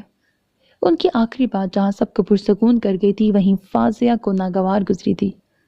وہ تو خوش ہوئی تھی کہ ان کی جائیداد کسی تیسرے بندے کو سیل کر کے وہ ان سب کو سبق سکھائے گی، مگر اب، اور اگر نائل ابراہیم میرا شوہر ہی نہ رہے تو؟ وہ سپاٹ لہجے میں سوال پوچھتی نائل کی طرف دیکھنے لگی، جس نے مسکراتے ہوئے جواب دیا تھا، اس سے زیادہ خوشی کی بات ہی نہیں ہوگی۔ رخسار بیگم کو نائل کے جواب پر سکون ملا تھا، جبکہ آغا ہاشم نے نائل کو پاس رہنے کا اشارہ کیا۔ طلاق کا حق نائل کے پاس ہے، وہ چاہے تو چھوڑ بھی سکتا ہے، چاہے تو تمہیں راضی کر کے یہاں رکھ بھی سکتا ہے۔ یہ تم دونوں کے آپس کا معاملہ ہے، مگر خدا نہ خواستہ اگر تم دونوں الگ ہو جاتے ہو تو پھر بھی سب تمہارا ہی ہوگا، کیونکہ مجھے تمہارے باپ کی خواہش کو مد نظر رکھتے ہوئے ہی فیصلہ کرنا تھا۔ وہ بات مکمل کرتے ہوئے فاضیہ کی طرف دیکھنے لگے، جو اس بات سے جیسے پرسکون ہوئی تھی۔ میرے خیال میں اب تمہیں کوئی مسئلہ نہیں ہوگا اس گھر میں، کیونکہ سب پر واضح ہو چکا ہے کہ تم اس گھر کی مہمان نہیں مالکن ہو۔ آغا ہاشم نے نرمی سے فاضیہ کی طرف دیکھ کر کہا، جس نے کچھ جتاتی نظروں سے نائل کی طرف دیکھا تھا جو مکمل اگنور کر گیا تھا۔ مہمان تو ہے یہ چچا جان، یہ صرف 3 ماہ کے لیے ہی اس گھر میں آئی ہے۔ رخسار بیگم کو اس کے اس گھر کی مالکن کہلانے پر کھلا اعتراض تھا۔ 3 ماہ 3 سال بھی ہو سکتے ہیں۔ فاضیہ نے ان کو جلانے کی کوشش کی تھی، مگر نائل کے جواب پر جل خود گئی۔ اگر میں چاہوں تو 3 دن بھی پورے نہیں ہو سکتے۔ نائل نے اس کی طرف براہ راست دیکھا تھا۔ میرے خیال میں اب کھانا شروع کر دینا چاہیے۔ آغا ہاشم نے ان کی الفاظی گولہ باری کو روکنے کے لیے سب کی توجہ کھانے کی طرف مبذول کی، مگر رات کو کمرے میں جاتے ہی فاضیہ نے وہ فائل اس کے سامنے پھینکی۔ اس کو غور سے پڑھ لو اور اپنے ذہن میں یہ بات بٹھا لو کہ میں مہمان نہیں مالکن ہوں اس گھر کی، جیسے تمہاری ماں اور مکار خالہ ہیں۔ خالہ کی مکاری تو میں نے آج تک دیکھی نہیں، مگر تمہاری مکاری اور چلاکی ضرور 3 دنوں میں جان گیا ہوں۔ وہ بھی دو بدو بولتا فائل کو بنا دیکھے ٹیبل پہ رکھ گیا۔ اور دوسری بات، میں سب کچھ برداشت کر سکتا ہوں، کیونکہ میں جانتا ہوں کہ عورت بزدل ہوتی ہے، اس کے پاس زبان کے علاوہ کوئی ہتھیار نہیں ہوتا۔ اس لیے مجھے تم سے ہر گری ہوئی بات کی توقع ہے، مگر پھر بھی میں کہہ رہا ہوں کہ میری ماما کے خلاف کبھی اپنی زبان اس انداز سے استعمال مت کرنا کہ میں برداشت نہ کر سکوں۔ اس کا لہجہ 2 ٹوک اور کچھ باور کرواتا تھا۔ فاضیہ کو اس کی ہر بات زہر لگی، اس لیے تو بولے بنا نہ رہ سکی۔ اور جب میری ماما کے ساتھ تم لوگوں نے سلوک کیا تھا، تمہاری ماں نے… چپ! نائل نے اس کی بات کاٹی۔ تم حقائق سے پہلے اچھے سے واقف ہو جاؤ، اس ٹاپک پہ پھر بات کریں گے۔ وہ کہتا ہوا بیڈ کی طرف بڑھنے لگا، مگر اسے راستے میں ہی رکنا پڑا، اور رکنے کی وجہ فاضیہ ندیم تھی جو اس کے سامنے راستہ روکے ہوئے تھی۔ اس بیڈ پہ مجھے اکیلے سونا ہے، تم کہیں اور ٹھکانہ کر لو۔ کہتی ہوئی وہ بڑے آرام سے بیڈ کے درمیان یوں لیٹ گئی جیسے واقعی میں بیڈ کی اکلوتی مالکن تھی۔ مانا کہ آغا جان آج تمہیں زمین سے اٹھا کے آسمان پہ بٹھا چکے ہیں، مگر پھر بھی اس فائل میں کہیں بھی اس گھر، میرے کمرے اور میرے بیڈ کی ملکیت نہیں لکھی، اس لیے میڈم آپ شوق سے کہیں اور جا سکتی ہیں۔ وہ طنز کرتا ہوا بیڈ کے پاس آ کھڑا ہوا، مگر وہ ٹس سے مس نہ ہوئی، بلکہ خاموشی سے آنکھیں یوں موند گئی جیسے نہ کچھ سنا ہو اور نہ کچھ کہنے کا موڈ ہو۔ نائل ابراہیم نے غصے سے مٹھیاں بھینچی تھی، پھر گہرا سانس بھرتا خود کو ریلیکس کرتا بیڈ کی طرف بڑھا اور تکیہ سیٹ کرتے ہوئے لیٹ گیا۔ دونوں میں 1 انچ کا فاصلہ بھی نہ رہا تھا۔ فاضیہ ایک جھٹکے سے اٹھ کے بیٹھی تھی اور غصے سے اس کی طرف دیکھا، جو آنکھیں موندے اسی پوزیشن میں چلا گیا تھا جس میں تھوڑی دیر پہلے وہ تھی۔ یہ کیا طریقہ ہے؟ وہ بھڑک اٹھی۔ آرام سے محترمہ، چلانے کا شوق کہیں اور جا کے پورا کر لے، مجھے نیند ڈسٹرب کرنا ذرا پسند نہیں۔ وہ رکھائی سے بولتا کروٹ بدل کر آنکھیں بند کر گیا۔ فاضیہ तिल मिलाकर कुशन उसे दे मारा था, मगर वो वैसे ही पड़ा रहा। आखिरकार 2 मिनट उसकी पुश्त को घूरने के बाद वो दूसरी तरफ लेट गई। वो और आमिर एक साथ यूनिवर्सिटी में दाखिल हुए थे। आगे से आती अलीशा को देखकर दोनों के कदम ही रुक गए। तुम कब आई वापस? आमिर ने खुशगवारियत से पूछा। रात को, जब तुम्हारा ये पत्थर दिल कज़न मेरा फ़ोन सुनने की बजाय मोबाइल ऑफ कर गया था। वो नाइल इब्राहिम को देखती तंज करने लगी। अब रात के 12 बजे कॉल करके मेरी नींद डिस्टर्ब करने की कोशिश करोगी तो यही कुछ होगा ना? नाइल हल्के फुल्के अंदाज में कहने लगा। कैसा रहा टूर? बहुत मिस किया तुम्हें। वाहिद लड़की हो हमारे ग्रुप में, वो भी गायब। आमिर अलीशा के साथ चलते हुए पूछने लगा। और मुझे गायब करवाने के पीछे तुम्हारे इस गुन्ने कज़न का हाथ है। उसने हारिस भाई को कहा था कि इसे सवात ले चलें ताकि ये यहाँ अपनी शादी और नई नवेली दुल्हन के साथ एंजॉय कर सके। अलीशा जो कितने दिनों से भरी पड़ी थी, अब भड़ास निकालने का मौका हाथ से जाने नहीं देना चाहती थी। वाकई में इसकी नई नवेली दुल्हन एंजॉय तो बहुत करवा रही है इसे। आमिर बेमानी खेज अंदाज में बोलता हंसा था, जबकि नाइल इब्राहिम फ़कत घूरता वहाँ से आगे जाने लगा। इतनी जल्दी किस बात की है नाइल? मुझे तुमसे बात करनी है। तुम जानते हो ना मैं किस आग में जल रही हूँ इतने दिनों से। अलीशा ने उसका हाथ थामा था, जिसे अगले पल ही वो आज़ाद करवा गया था। क्लास का वक्त हो रहा है अलीशा, तुम्हारी बात के लिए यह जगह मुनासिब नहीं है। वो नरमी से बोलता आमिर को इशारा करता क्लासरूम की तरफ बढ़ गया। अब तो उसने टाल दिया था, मगर वापसी में फिर अलीशा ने उसे घेर लिया था। तुम जानते हो ना कि मैं तुमसे मोहब्बत करती हूँ नाइल। तुम भी तो जानती हो कि शादी किन हालात में और किन वजूहात की बिना पे हुई है। फिर इस फजूल बहस का मकसद क्या है अलीशा? वो अब की बार बेजारी से बोला था, जैसे एक ही रट से वो तंग आ गया हो। मुझसे बर्दाश्त नहीं हो रहा नाइल। वो तुम्हारे साथ तुम्हारे कमरे में रह रही है। तस्वीरें देखी हैं तुम्हारे निकाह की, मेरा तो खून जल उठा। कैसे शान से तुम्हारे साथ बैठी थी वो। इतनी खूबसूरत भी नहीं है वो जितना खाला ने कहा था। अलीशा को जो जलन हो रही थी वो उसका लहजा साफ बता रहा था। नाइल ने गहरा सांस भर के आमिर को देखा, जो मुस्कुराता हुआ उसे हाथ हिला के गाड़ी में बैठता वहां से निकल चुका था। बात खूबसूरती की नहीं होती है, और मेरे नज़दीक तो बिल्कुल नहीं। सबसे ज़्यादा वास्ता तो दूसरे की ज़बान उसके अतवार तरीक़ों से पड़ता है। तो वो तुम्हारी खाला तुम्हें अच्छे से बता चुकी होंगी कि उसमें एक ही खूबी पाई जाती है, और वो है उसकी तेज़ धार ज़बान। हाँ, सुन तो काफ़ी कुछ रखा है मैंने, मगर मैं देखना भी चाहती हूँ। वो नाइल के एटीट्यूड से पुरसकून होती अब की बार रिलैक्स अंदाज में बोली। किसको? नाइल ने कदम अपनी हैवी बाइक की तरफ बढ़ाए। वही जिसकी ज़बान के चर्चे हर तरफ फैल चुके हैं। देखना चाहती हो कि उसे सुनना चाहती हो? नाइल ने बैठते हुए सवाल किया। दोनों ही। आखिर पता तो चले अकड़ किस बात की है उसमें। वेल, अगर उससे बात करना चाहती हो तो शौक से, मगर फिर मुझसे शिकायत मत करना। वो ज़ेरे लब मुस्कुराता बाइक सन से उड़ा ले गया, जबकि अलीशा उसकी बात पे गौर करती सर झटक के रह गई। इतनी औकात नहीं है उसकी कि मेरे सामने खड़ी हो सके। मैं तो कहती हूँ बेटा, अब वापस आ जाओ। मेरा दिल हर वक्त परेशान रहता है। तुम मेरे दुश्मनों के दरमियान हो। पता नहीं कब कौन सा नुकसान पहुंचा दे तुम्हें। तलाक लो उस लड़के से और आ जाओ। हीरा बेगम की बात पर वो भी सोच में पड़ गई। अच्छा, मैंने गौर किया नॉवल में ना कहीं पे इसकी मदर का नाम हीरा बेगम कह देते हैं, कहीं पे नायला बेगम कह देते हैं। अब जो लिखा होता है मैं वो पढ़ देती हूँ फ्लो में, क्योंकि मैं ना बस जो लिखा है वो पढ़ रही हूँ। ओके, तुम्हें तुम्हारा हक मिल गया है। बाकी जहाँ अफंदी हाउस की बर्बादी की बात है तो वो खुद ही हो जाएंगे। इसके लिए मैं तुम्हें किसी मुश्किल में नहीं डाल सकती। उनके लबो लहजे में ममता वाली फिक्र और चाहत थी। जी मम्मा, मैं सोचती हूँ कुछ।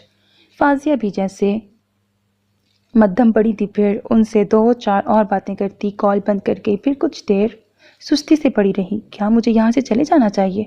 वो खुद से सवाल करती उठ खड़ी हुई। नहीं, सब यही समझेंगे मैं डर के भाग गई हूँ। वो ज़ेरे लब कहती कमरे से बाहर निकली। लाउंज में आई, जहाँ घर की खवातीन बराजमान गुफ्तगू कर रही थीं। आ जाओ फाजिया। रिदा भाभी ने उसे अपने पास आने का इशारा किया था। मुझे पास्ता खाना है, 10 मिनट तक मेरे कमरे में भेज दीजिएगा। वो ऑर्डर करती वहाँ से ही पलटने लगी। यहाँ कोई तुम्हारा नौकर नहीं बैठा, और ना तुम्हारी माँ ने किसी को तुम्हारे हुक्म मानने के लिए भेजा है जो तुम यूँ हुक्म चला के जाने लगी हो। रुखसार बेगम, जिनको ये चलती फिरती जहर लगती थी, अब कैसे चुप रह सकती थी? आप भी यहाँ नौकर लेके नहीं आई थी जो सब पे हुक्म चलाती रहती हैं। दूसरी बात, अगर आप अपने शौहर के बलबूते पे यहाँ ऐश कर रही हैं तो शायद आप भूल रही हैं कि आपका बेटा मेरा शौहर है। फांसी भी चलाने का कोई मौका हाथ से जाने नहीं देना चाहती थी। वक्ती नाम नेहात शौहर और सारी उम्र के साथ वाले शौहर में फ़र्क होता है लड़की। तुमने जिस वजह के लिए मेरे बेटे को अपना शौहर माना था वो पूरा हो चुका है, इसलिए सब कुछ लो और चलती बनो। रुखसार बेगम तलखी से गोया हूँ। जिस वजह से माना था वो काम तो अभी पूरा होना है। आप और आपकी ये बहन अभी तक तो इस तकलीफ से गुजरी ही नहीं। जिस तकलीफ से आपने मेरी मम्मा को गुजारा था, अभी तो मुझे आपसे बहुत सारे हिसाब चुकता करने हैं। फाजिया का पारा हाई होने लगा था। मुझसे करने हैं ये? मुझसे करने हैं ना? फिर मेरे बेटे के साथ किस खुशी में रह रही हो? उनकी बात पर फाजिया पर जैसे ठंडी फवार बरसी थी। वो बेसाख्ता मुस्कुराई थी। यही जलन तो उसे मज़ा देती थी। आपके बेटे के साथ कमरा ही नहीं, बेड भी शेयर कर रही हूँ। बल्कि शायद आपको पता नहीं, जो आप ये कागजी ताल्लुक बांध के बैठे हुए हैं, आपके बेटे ने इसे अज़दवाजी ताल्लुक में बदल दिया है। ये जो मैं इतनी लेट उठती हूँ, इसकी वजह यह है कि आपका बेटा मुझे सारी रात सोने नहीं देता। वो उनको जलाने को जो मुंह में आया बोलती चली गई, जबकि बाकी सब उसकी बेबाकी पर हैरान रह गए थे। जबकि लाउंज में दाखिल होता नाइल इब्राहिम एक पल को तो चकरा के रह गया था। अपनी माँ और बाकी सबकी मौजूदगी में उसकी इस तरह की बेशरम गुफ्तगू उसे हकीकी मानों में शर्मिंदा कर गए थे। क्या हो रहा है ममा? चाय तो पिलवा दें।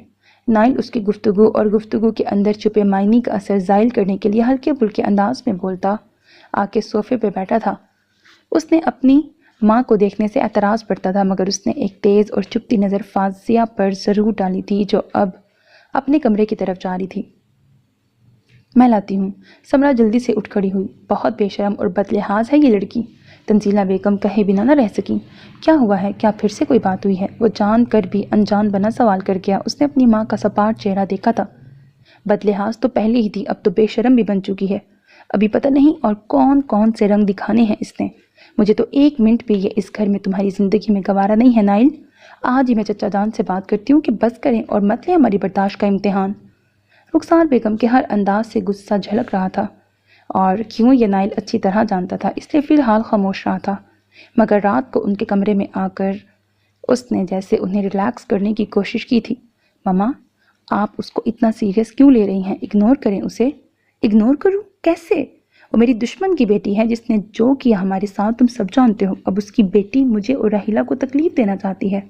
उसके ख्याल में उसकी नागिन माँ के दुश्मन हम हैं। वो बार बार मेरी बेइज्जती कर रही है। मेरे बेटे के साथ उसका कमरा ना सिर्फ शेयर कर रही है, बल्कि तुम्हारे साथ ताल्लुक भी बना चुकी है। माँ, ऐसा नहीं है। वो बेइख्तियार उनको टोक गया। रुखसार बेगम ने गुस्सीली नज़रों से देखा था। वो अपने मुंह से कह चुकी है कि तुम। वो लिहाज करती चुप कर गईं। फजूल है वो लड़की, इसलिए फजूल बकवास करती रहती है। आप तो जानती हैं उसे। वो आपको हमेशा गुस्सा दिलाने के लिए सब करती रहती है। आपको मेरा पता है ना।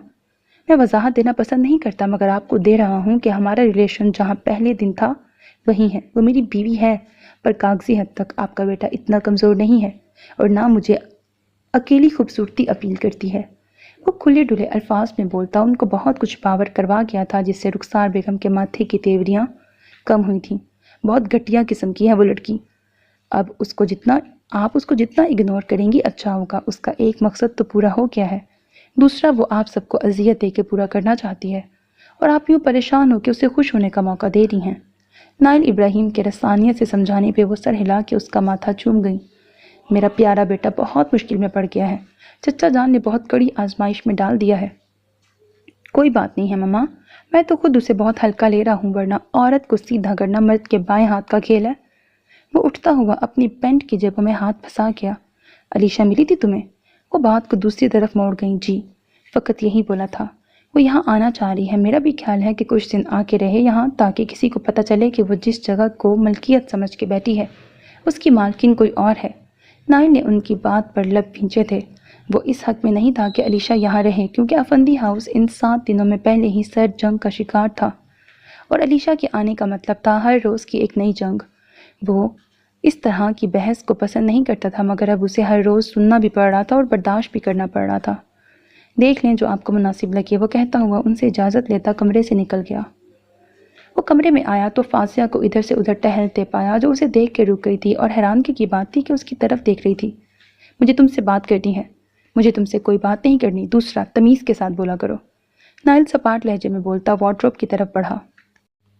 2 साल छोटे हो तुम मुझसे, तुम्हें मुझे इज्जत के साथ मुखातिब करना चाहिए। Oh really miss fascia Nadeem, मैं 2 साल छोटा होने के नाते आपसे इज्जत के साथ पेश आऊँ, और वो लोग जो तुमसे उम्र में भी बड़े हैं और रुतबे में भी, उनके साथ तुम बदतमीजी करो। वाह जी वाह। वो तंज़े हंसा था। ओह, तो इतनी देर से जो तुम अपनी मम्मा के कमरे में मौजूद थे, यही कुछ सीख के आए हो? वो भी तंजिया बोली। कम से कम मेरी मम्मा ने मुझे आज तक इस तरह के सबक नहीं दिए जो तुम अपनी मम्मा से जहेज में लेके आई हो। वो भी दूबदू बोलता उसकी जान जला गया। तुम हद से बढ़ रहे हो। और तुम? वो कपड़े बेड पे फेंकता जारहाना तेवर लिए उसके करीब आया था, जो कदम पीछे को मुड़ गई। तुमने आज क्या बकवास की है सबसे? जानती हो इस बकवास का मतलब?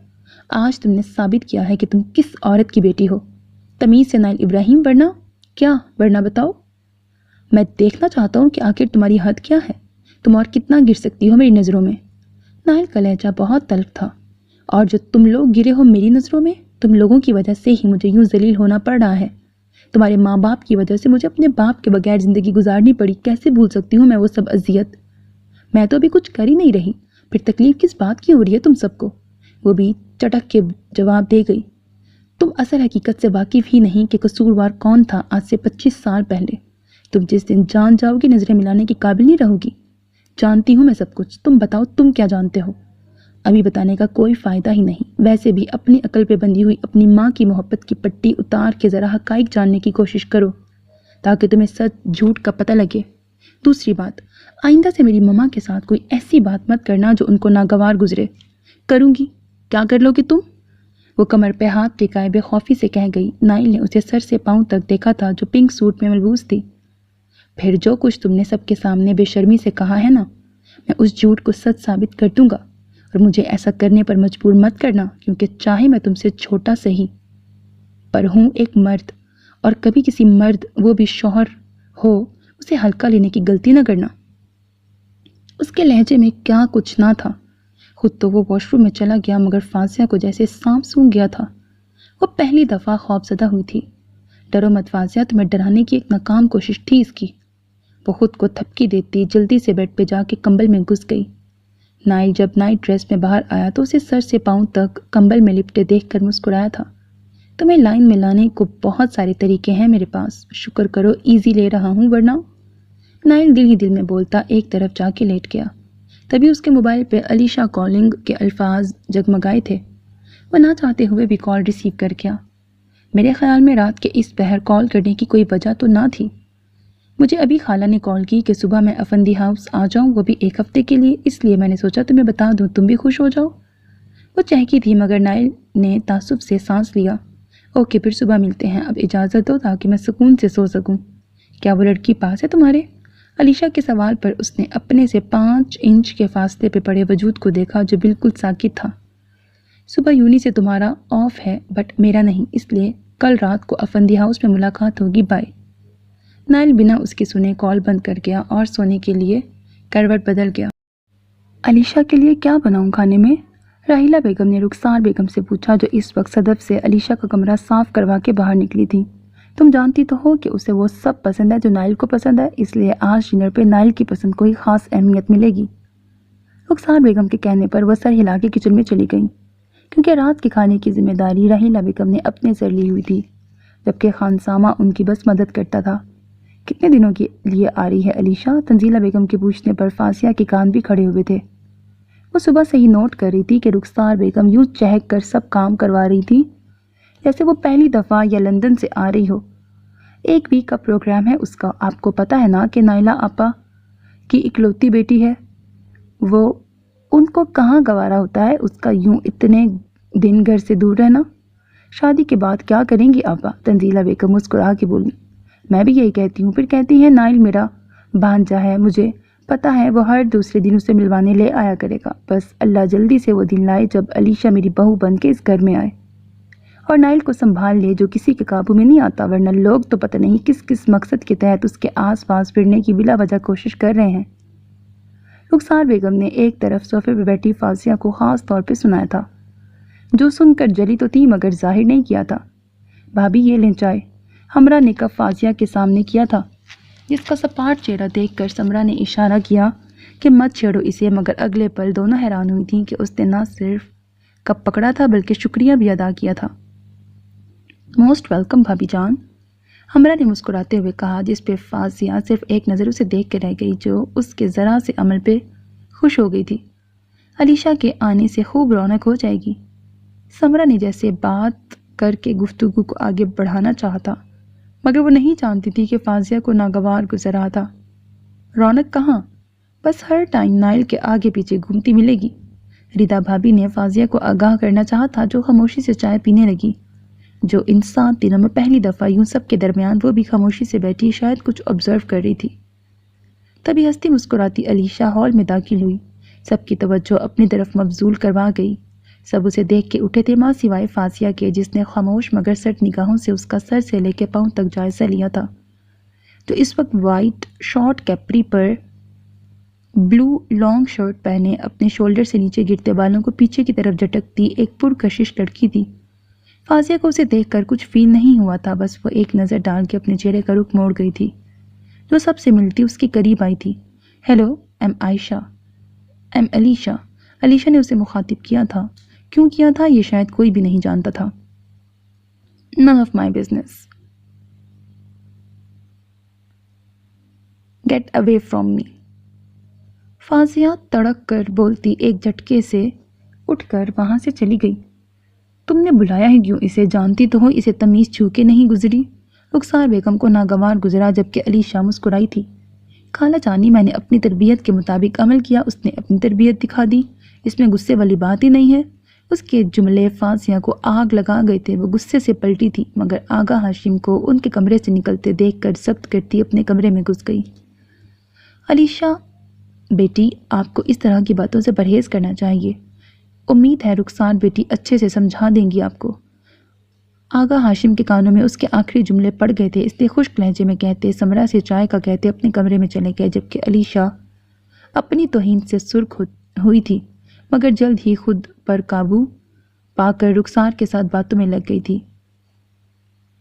جو خود بھی آغا ہاشم کے الفاظ کا اثر زائل کرنے کے لیے اس کی خاطر مدارت میں لگ گئی تھیں۔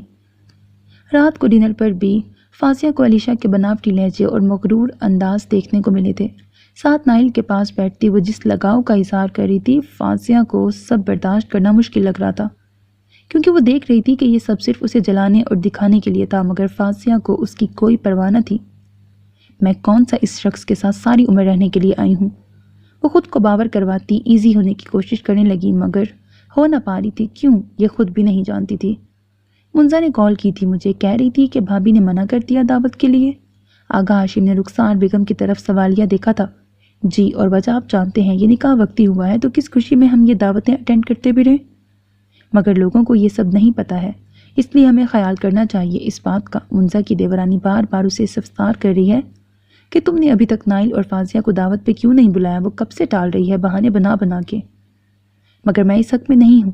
رخسار بیگم کے دو ٹوک انداز پر آغا ہاشم نے ابراہیم افندی کی طرف دیکھا تھا، جنہوں نے باپ کی آنکھوں کی زبان سمجھتے ہوئے سر ہلایا تھا۔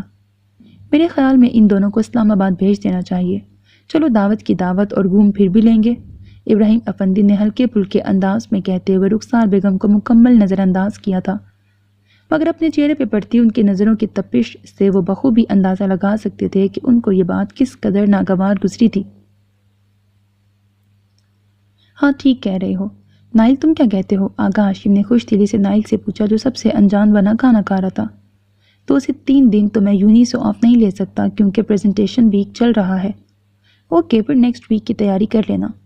راہیلہ، تو منزا کو اطلاع دے دینا کہ نائل اور فاضیہ ہفتے کی رات تمہارے پاس پہنچ جائیں گے، آغا ہاشم نے حتمی فیصلہ کرتے راہیلہ بیگم سے کہا، اور ایک نظر سپاٹ چہرے لیے رخسار بیگم پہ ڈال کے اٹھ گئے۔ ہم آقا جان کے کمرے میں ہیں، ادھر ہی چائے بھجوا دیجیے گا، سلیم افندی بھی کہتے ہوئے اٹھ گئے، جن کی تقلید ابراہیم افندی نے بھی کی تھی۔ مجھے یہ سمجھ نہیں آ رہی کہ جب اس نکاح کی کوئی اہمیت ہی نہیں تو وہاں دعوت پہ جانے کی کیا تک بنتی ہے۔ ایک تو منزا بھی نہ، اس نے 4 دن یہاں رہ کر دیکھ نہیں لیا، کوئی دعوتوں کے قابل بھی ہے یا نہیں؟ رخسار بیگم کے ماتھے پہ سلوٹیں صاف دیکھی جا سکتی تھی۔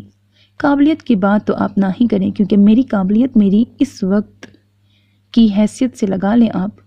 وہ تڑک کے بولتی نائل ابراہیم پر ایک نگاہ ڈال گئی، جو اسے ہی دیکھ رہا تھا۔ وقتی حیثیت سے قابلیت کے اندازے نہیں لگائے جاتے، قابلیت جاننے کے لیے تمہاری زبان ہی کافی ہے، اور اس لیے میں نہیں چاہتی کہ تم وہاں جاؤ، پہلے ہی کافی تماشا لگا چکی ہو ہمارا۔ پر میں تو چاہتی ہوں جانا وہاں، اور ہفتے کو ہی جائیں گے۔ میرے خیال میں مجھے اب تیاری شروع کر دینی چاہیے، ہو سکتا ہے ہمارا سٹے 2 دن کے بجائے 5 دن کا ہو جائے۔ وہ جانتی تھی کہ رخسار بیگم کو ان کا اسلام آباد جانا ناگوار گزر رہا تھا، اس لیے وہ جان بوجھ کے ان کو زج کر رہی تھی۔ حالانکہ آغا ہاشم کی بات پر وہ جواب دینا چاہتی تھی، مگر جب رخسار بیگم کا انکار سنا تو وہ ان کے حق میں فیصلہ کر کے ان کو خوش نہیں کرنا چاہتی تھی، اس لیے اب بھی ان پر ایک جتاتی نگاہ ڈال کے اٹھ کھڑی ہوئی۔ دیکھا سب نے، یہ لڑکی صرف میری ضد میں سب کر رہی ہے، اس گھر میں آنے کا مقصد ہی مجھے ذلیل کروانا ہے ہر جگہ۔ اس کے جانے کے بعد رخسار بیگم بھڑک اٹھی تھی اور خاص نائل کو کہا تھا، جس نے کھانے سے ہاتھ روک دیا تھا، مما اگر آپ نہیں چاہتی تو میں نہیں جاؤں گا، آپ کو اس کی باتوں سے فرق نہیں پڑنا چاہیے۔ جی چچی جان، آپ بلا وجہ خود کو پریشان نہ کریں۔ حاشر نے بھی نائل کی بات کی تائید کی تھی۔ لیکن بات پھر وہیں آ جائے گی حاشر، آغا جان کو برا لگے گا، اب تو ابراہیم بھی کہہ چکے ہیں۔ تنزیلہ بیگم نے ان کی توجہ دوسری طرف دلائی تو کب سے خاموش علیشہ نے سب کے پرسوچ چہروں کی طرف دیکھا اور کہہ اٹھی، اگر ہم بھی چلے جائیں ان کے ساتھ تو؟ اس نے اپنی خالہ رخسار کی طرف دیکھا، جنہوں نے بات سمجھتے ہوئے ذرا اس بات میں ہلا دیا۔ مطلب؟ سب کی آنکھوں میں الجھن تھی۔ میں، عامر، سمرہ اور ہمرہ بھی ان کے ساتھ چلے جاتے ہیں، ایسے میں آپ لوگوں کو پریشانی ہی نہیں ہوگی کہ یہ وہاں جا کے کوئی تماشا نہ کر دے؟ علیشہ نے اپنی طرف سے حل تلاش کیا، مگر اس کے حل کے پیچھے جو بات تھی وہ نائل بھی سمجھ گیا تھا، اور ادا بھابی بھی، کیونکہ وہاں دونوں کا اکیلا جانا ہی برداشت سے باہر ہو رہا تھا اس کے۔ مجھے نہ تو تم لوگوں کو ساتھ لے کے جانے کا شوق ہے اور نہ خود جانے کا، اس لیے بات ختم۔ وہ دو ٹوک کہتا ہوا وہاں سے نکلتا چلا گیا، جبکہ علیشہ نے رخسار بیگم کو دیکھا، جنہوں نے نظروں ہی نظروں میں کچھ اشارہ کیا تھا، جیسے یقین دہانی کروائی تھی کہ اگر وہ اسلام آباد جائے گا تو تم بھی ساتھ جاؤ گی، ورنہ نہیں۔ اگلے دن وہ دوستوں کے ساتھ ایسا نکلا کہ رات کے 9 بجے اسے گھر واپس آنے کا خیال آیا۔ وہ جب پورچ میں بائک کھڑی کر کے ہال میں آیا تو آغا ہاشم کو کچھ پریشان سا ہال میں بیٹھے پایا، جو کسی گہری فکر میں مبتلا تھے۔ کیا بات ہے آغا جان، کچھ پریشان لگ رہے ہیں؟ وہ اپنے کمرے میں جانے کی بجائے ان کے پاس ٹک گیا۔ تمہارا نمبر کیوں آف جا رہا تھا؟ آف تو نہیں تھا، آؤٹ آف کوریج ہوگا شاید۔ وہ موبائل پاکٹ سے نکالتا ہوا کہنے لگا، تمہیں خبر ہے تمہاری بیوی کہاں ہے اس وقت؟ آغا ہاشم اصل بات پہ آئے تھے۔ اس کی خبر نہیں رکھتا میں، وہ لاپرواہی سے بولتا آغا ہاشم کو غصہ دلا گیا۔ تو کس کی رکھتے ہو؟ بیوی ہے تمہاری، وہ تمہارا حق بنتا ہے کہ اس کی خبر رکھو کہ اس وقت کہاں ہے وہ۔ صبح سے گئی ہوئی ہے، ابھی تک واپسی نہیں ہوئی اس کی۔ اپنی عزیز ترین ماں کے پاس گئی ہوگی، آپ کیوں فکر مند ہو رہے ہیں؟ بچی تو نہیں، وہ 25 سال کی میچور لڑکی ہے۔ ویسے بھی میری گاڑی پورچ میں نہیں ہے، اس کا مطلب ہے کہ افندی ہاؤس سے بھاگ کے نہیں گئی، واپس یہیں آئے گی۔ اس کا لہجہ کچھ طنزیہ اور کچھ تمسخر اڑاتا تھا، جس پہ آغا ہاشم نے اسے زبردست گھوریوں سے نوازا۔ لڑکے، تم میری بات کو سیریس کیوں نہیں لے رہے ہو؟ وہ صبح سے گئی ہے بغیر کسی کو بتائے، اور اب رات کے 9 بج گئے ہیں۔ بات پریشانی والی ہے، آخر کہاں ہے وہ اس وقت؟ اوپر سے موسم بھی خراب ہو چکا ہے، بارش کا امکان ہے۔ ان کے لہجے میں فکر تھی۔ کیا پتا اس کا اپنی ماما کے پاس رہنے کا ارادہ ہو۔ میرے پاس کون سا اس کا موبائل نمبر ہے جو میں کال کر کے پوچھ لوں؟ اب کی بار وہ کچھ سنجیدہ ہوا۔ تو نمبر رکھنا چاہیے تھا، مجھے بھی اس کا نمبر لینا یاد نہیں رہا۔ کیا ان کے وکیل کو کال کر کے اس کا نمبر لوں؟ آغا ہاشم کے دماغ میں خیال آیا، جس پہ انہوں نے فوری عمل کیا، اور پھر 3 منٹ بعد ہی انہوں نے فاضیہ کے وکیل سے نمبر لے لیا تھا۔ کال کرو۔ ان کے حکم پر وہ نہ چاہتے ہوئے بھی اپنے موبائل سے اس کا نمبر ڈائل کر کے آغا ہاشم کا موبائل پکڑا گیا۔ ہیلو فاضیہ بیٹا۔ دوسری طرف ہیلو بولنے پر آغا ہاشم بولے، جی۔ وہ ان کو پہچان چکی تھی، حالانکہ نمبر انجان تھا۔ کہاں ہو تم؟ رات ہو گئی ہے، موسم خراب ہے، ہم پریشان ہو رہے تھے۔ میں شاپنگ کے بعد گھر آ گئی تھی، اس وقت مما کے پاس ہوں، بس نکلنے لگی ہوں۔ وہ ان کی پریشانی بھانپتے نرمی سے بتا گئی، اور پاس بیٹھی ہیرا بیگم کڑ کے رہ گئیں۔ اوکے جلدی آ جاؤ، وہ کہتے ہوئے کال بند کرتے نائل کو پکڑا گئے۔ اب آپ کی تسلی ہو گئی ہے نا؟ چلیں اپنے روم میں چلیے۔ نائل کے اٹھنے پر وہ بھی اٹھ گئے۔ نائل کو کمرے میں آئے گھنٹہ ہو چلا تھا، مگر فاضیہ ابھی تک گھر نہیں آئی تھی، اور نائل کو جس چیز نے پریشان کیا تھا وہ تھا باہر زور سے برستی بارش۔ شاید ادھر ہی رک گئی ہو، نائل نے کہتے ہوئے خود کو پرسکون کرنے کی کوشش کی اور بیڈ پہ لیٹ گیا۔ موبائل پہ بجتی رنگ ٹون پر وہ موبائل پکڑ کر نمبر دیکھنے لگا، جہاں آغا جان لکھا تھا۔ جی، وہ جانتا تھا کہ وہ بھی پریشان ہوں گے۔ اسے کال کرو، گھنٹہ ہو گیا ہے، وہاں رکنے کا ارادہ ہے تو بتا دے، ویسے بھی تیز بارش میں نہ ہی آئے تو بہتر ہے۔ جی میں کال کرتا ہوں۔ نائل نے ان کی کال بند کر کے اس نمبر پر کال کی جس پہ آغا ہاشم تھوڑی دیر پہلے بات کر چکے تھے۔ جی میں گھر کے راستے میں ہی ہوں، مگر گاڑی چل نہیں رہی، پتہ نہیں خراب ہو گئی ہے یا کچھ اور، بارش بھی تیز ہے اس لیے میں باہر نکلی نہیں ہوں۔ نائل کے کچھ بولنے سے پہلے ہی فاضیہ کی پریشان آواز کانوں میں پڑی تھی۔ اسے یہ تھا کہ دوسری طرف آغا ہاشم تھے، مجھے لوکیشن بتاؤ، میں آ رہا ہوں، نائل اٹھتے ہوئے بولا، جس پہ دوسری طرف فاضیہ ایک پل کو چپ ہوئی تھی، مگر گرجتی برستی بارش کو دیکھ کر وہ اسے لوکیشن بتا گئی۔ نائل نے عامر سے اس کی گاڑی کی چابی لی اور مختصراً آغا ہاشم کو سچویشن بتا کے چلا گیا۔ تقریباً آدھے گھنٹے بعد وہ اس کے پاس پہنچا تھا، جو گاڑی کو لاک کیے اس طوفانی رات میں یقیناً خیریت کی دعائیں مانگ رہی تھی۔ نائل کو اس کا خوف زدہ چہرہ دیکھ کے ہنسی تو آئی، مگر سچویشن کا اندازہ کرتا وہ ڈور ناک کرنے لگا۔ فاضیہ نے اسے دیکھ کر بے اختیار سکون کا سانس لیا تھا۔ وہ اس آدھے گھنٹے میں جتنی خوف زدہ تھی، اس کا اندازہ بس وہی لگا سکتی تھی، کیونکہ یہ راستہ رات کے اس پہر اور بارش کی وجہ سے کچھ سنسان تھا۔ باہر آؤ، نائل نے اسے باہر نکلنے کا اشارہ کیا، جس پر وہ اپنے شاپنگ بیگ سنبھالتی باہر نکلی تھی اور تیز بارش سے بچنے کے لیے بھاگتی ہوئی گاڑی کے پاس آئی تھی۔ نائل نے شاپنگ بیگز اس کے ہاتھ سے پکڑ کے پچھلی سیٹ پہ رکھے اور اس کے لیے فرنٹ ڈور اوپن کیا۔ فاضیہ کے بیٹھنے پر وہ اپنی گاڑی کی طرف آیا۔ فاضیہ نے اپنے گیلے بالوں کو ہاتھ سے جھاڑا اور دوپٹے کو ٹھیک کرتی نائل کی طرف دیکھنے لگی، جو اسکائی پولو شرٹ اور بلیک ٹراؤزر میں گاڑی کے بونٹ پہ جھکا ہوا تھا۔ تیز بارش اسے بھگو چکی تھی، مگر وہ بے نیاز گاڑی سے چھیڑ چھاڑ کر رہا تھا۔ فاضیہ نے گہری نگاہوں سے اسے دیکھا، جو اسے پہلے سے کافی الگ لگا تھا۔ شاید دیکھنے کا انداز بدلا تھا کہ پہلے اس کو دیکھنا غصہ دلاتا تھا، مگر اب اسے دیکھنا اچھا لگا تھا۔ بلکہ نائل ابراہیم بارش میں بھیگتا ہوا، اس کی آواز پر اس کے پاس پہنچنے والا فاضیہ کو اچھا لگا تھا۔ اس کی نظروں کی تپش تھی کہ نائل نے سر اٹھا کے اسے دیکھا، جو مکمل اس کی طرف ہی متوجہ تھی۔ نائل نے ابرو اچکا کے جیسے وجہ جاننی چاہی تھی، مگر وہ کمال بے نیازی سے تکتی رہی تھی۔ نائل اسے اگنور کرتا گاڑی کو لاک لگا کے آ کر بیٹھ گیا۔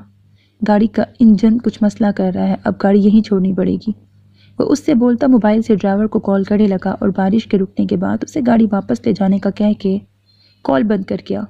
جب اس طرح کے خراب موسم میں گاڑی خراب ہو جائے تو کیا کرنا چاہیے؟ فاضیہ نے سوال کیا تھا۔ کم از کم ایسے ہاتھ پہ ہاتھ دھرے تو نہیں بیٹھنا چاہیے، کسی کو کال کر لیتی، اپنے گھر یا ڈرائیور کو۔ نائل کے کہنے پہ وہ چپ ہو گئی۔ واقعی اس نے کال کرنے کا سوچا ہی نہیں تھا، وہ تو اچانک نائل نے کال کر دی تھی۔ مجھے کسی کا احسان لینے کی کوئی ضرورت نہیں، وہ تڑک کر بولتی۔ شاید یہ بھول چکی تھی کہ ابھی کچھ دیر پہلے اسے دیکھ کر ہی اس نے شکر ادا کیا تھا اور اس کا احسان لے کے ہی گاڑی میں بیٹھی تھی۔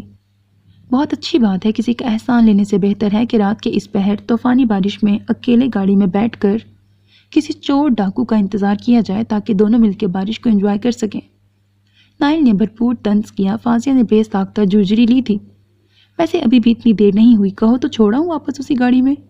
نائل نے ڈرائیونگ سے نظریں ہٹا کے اس پہ مرکوز کی۔ یہ مت بھولو کہ یہاں تمہیں آغا جی نے بھیجا ہے اور یقیناً تم ان کی ناراضگی والا کوئی کام نہیں کرو گے۔ وہ کمزور لہجے میں بولتی اسے مسکرانے پر مجبور کر گئی۔ وہ اسے بتا نہ سکا کہ وہ آغا جان کے کہنے پہ نہیں، بلکہ اس کی پریشان آواز کو سنتے بے ساختہ اس کے پاس آنے کو اٹھ کھڑا ہوا تھا۔ So میرے عزیز listeners, this was the episode 1 of the novel تیرے نام کا شجر. hope that you like it. مجھے تو ناول پسند آ رہا ہے، امید ہے آپ کو بھی پسند آ رہا ہوگا۔ اپنا بہت خیال رکھیے گا۔ نیک تمناؤں کے ساتھ اللہ حافظ۔ اور اگر ابھی تک آپ نے میرے چینل کو سبسکرائب نہیں کیا تو پلیز چینل کو سبسکرائب کیا کریں، ویڈیو کو لائک کیا کریں اور کمنٹ سیکشن میں اپنی رائے کا اظہار کیا کریں، کیونکہ یہی چیزیں ہیں جو مجھے انکریج کرتی ہیں اور زیادہ سے زیادہ اچھے سے اچھا کام آپ کے لیے کرنے پر مجبور کرتی ہیں۔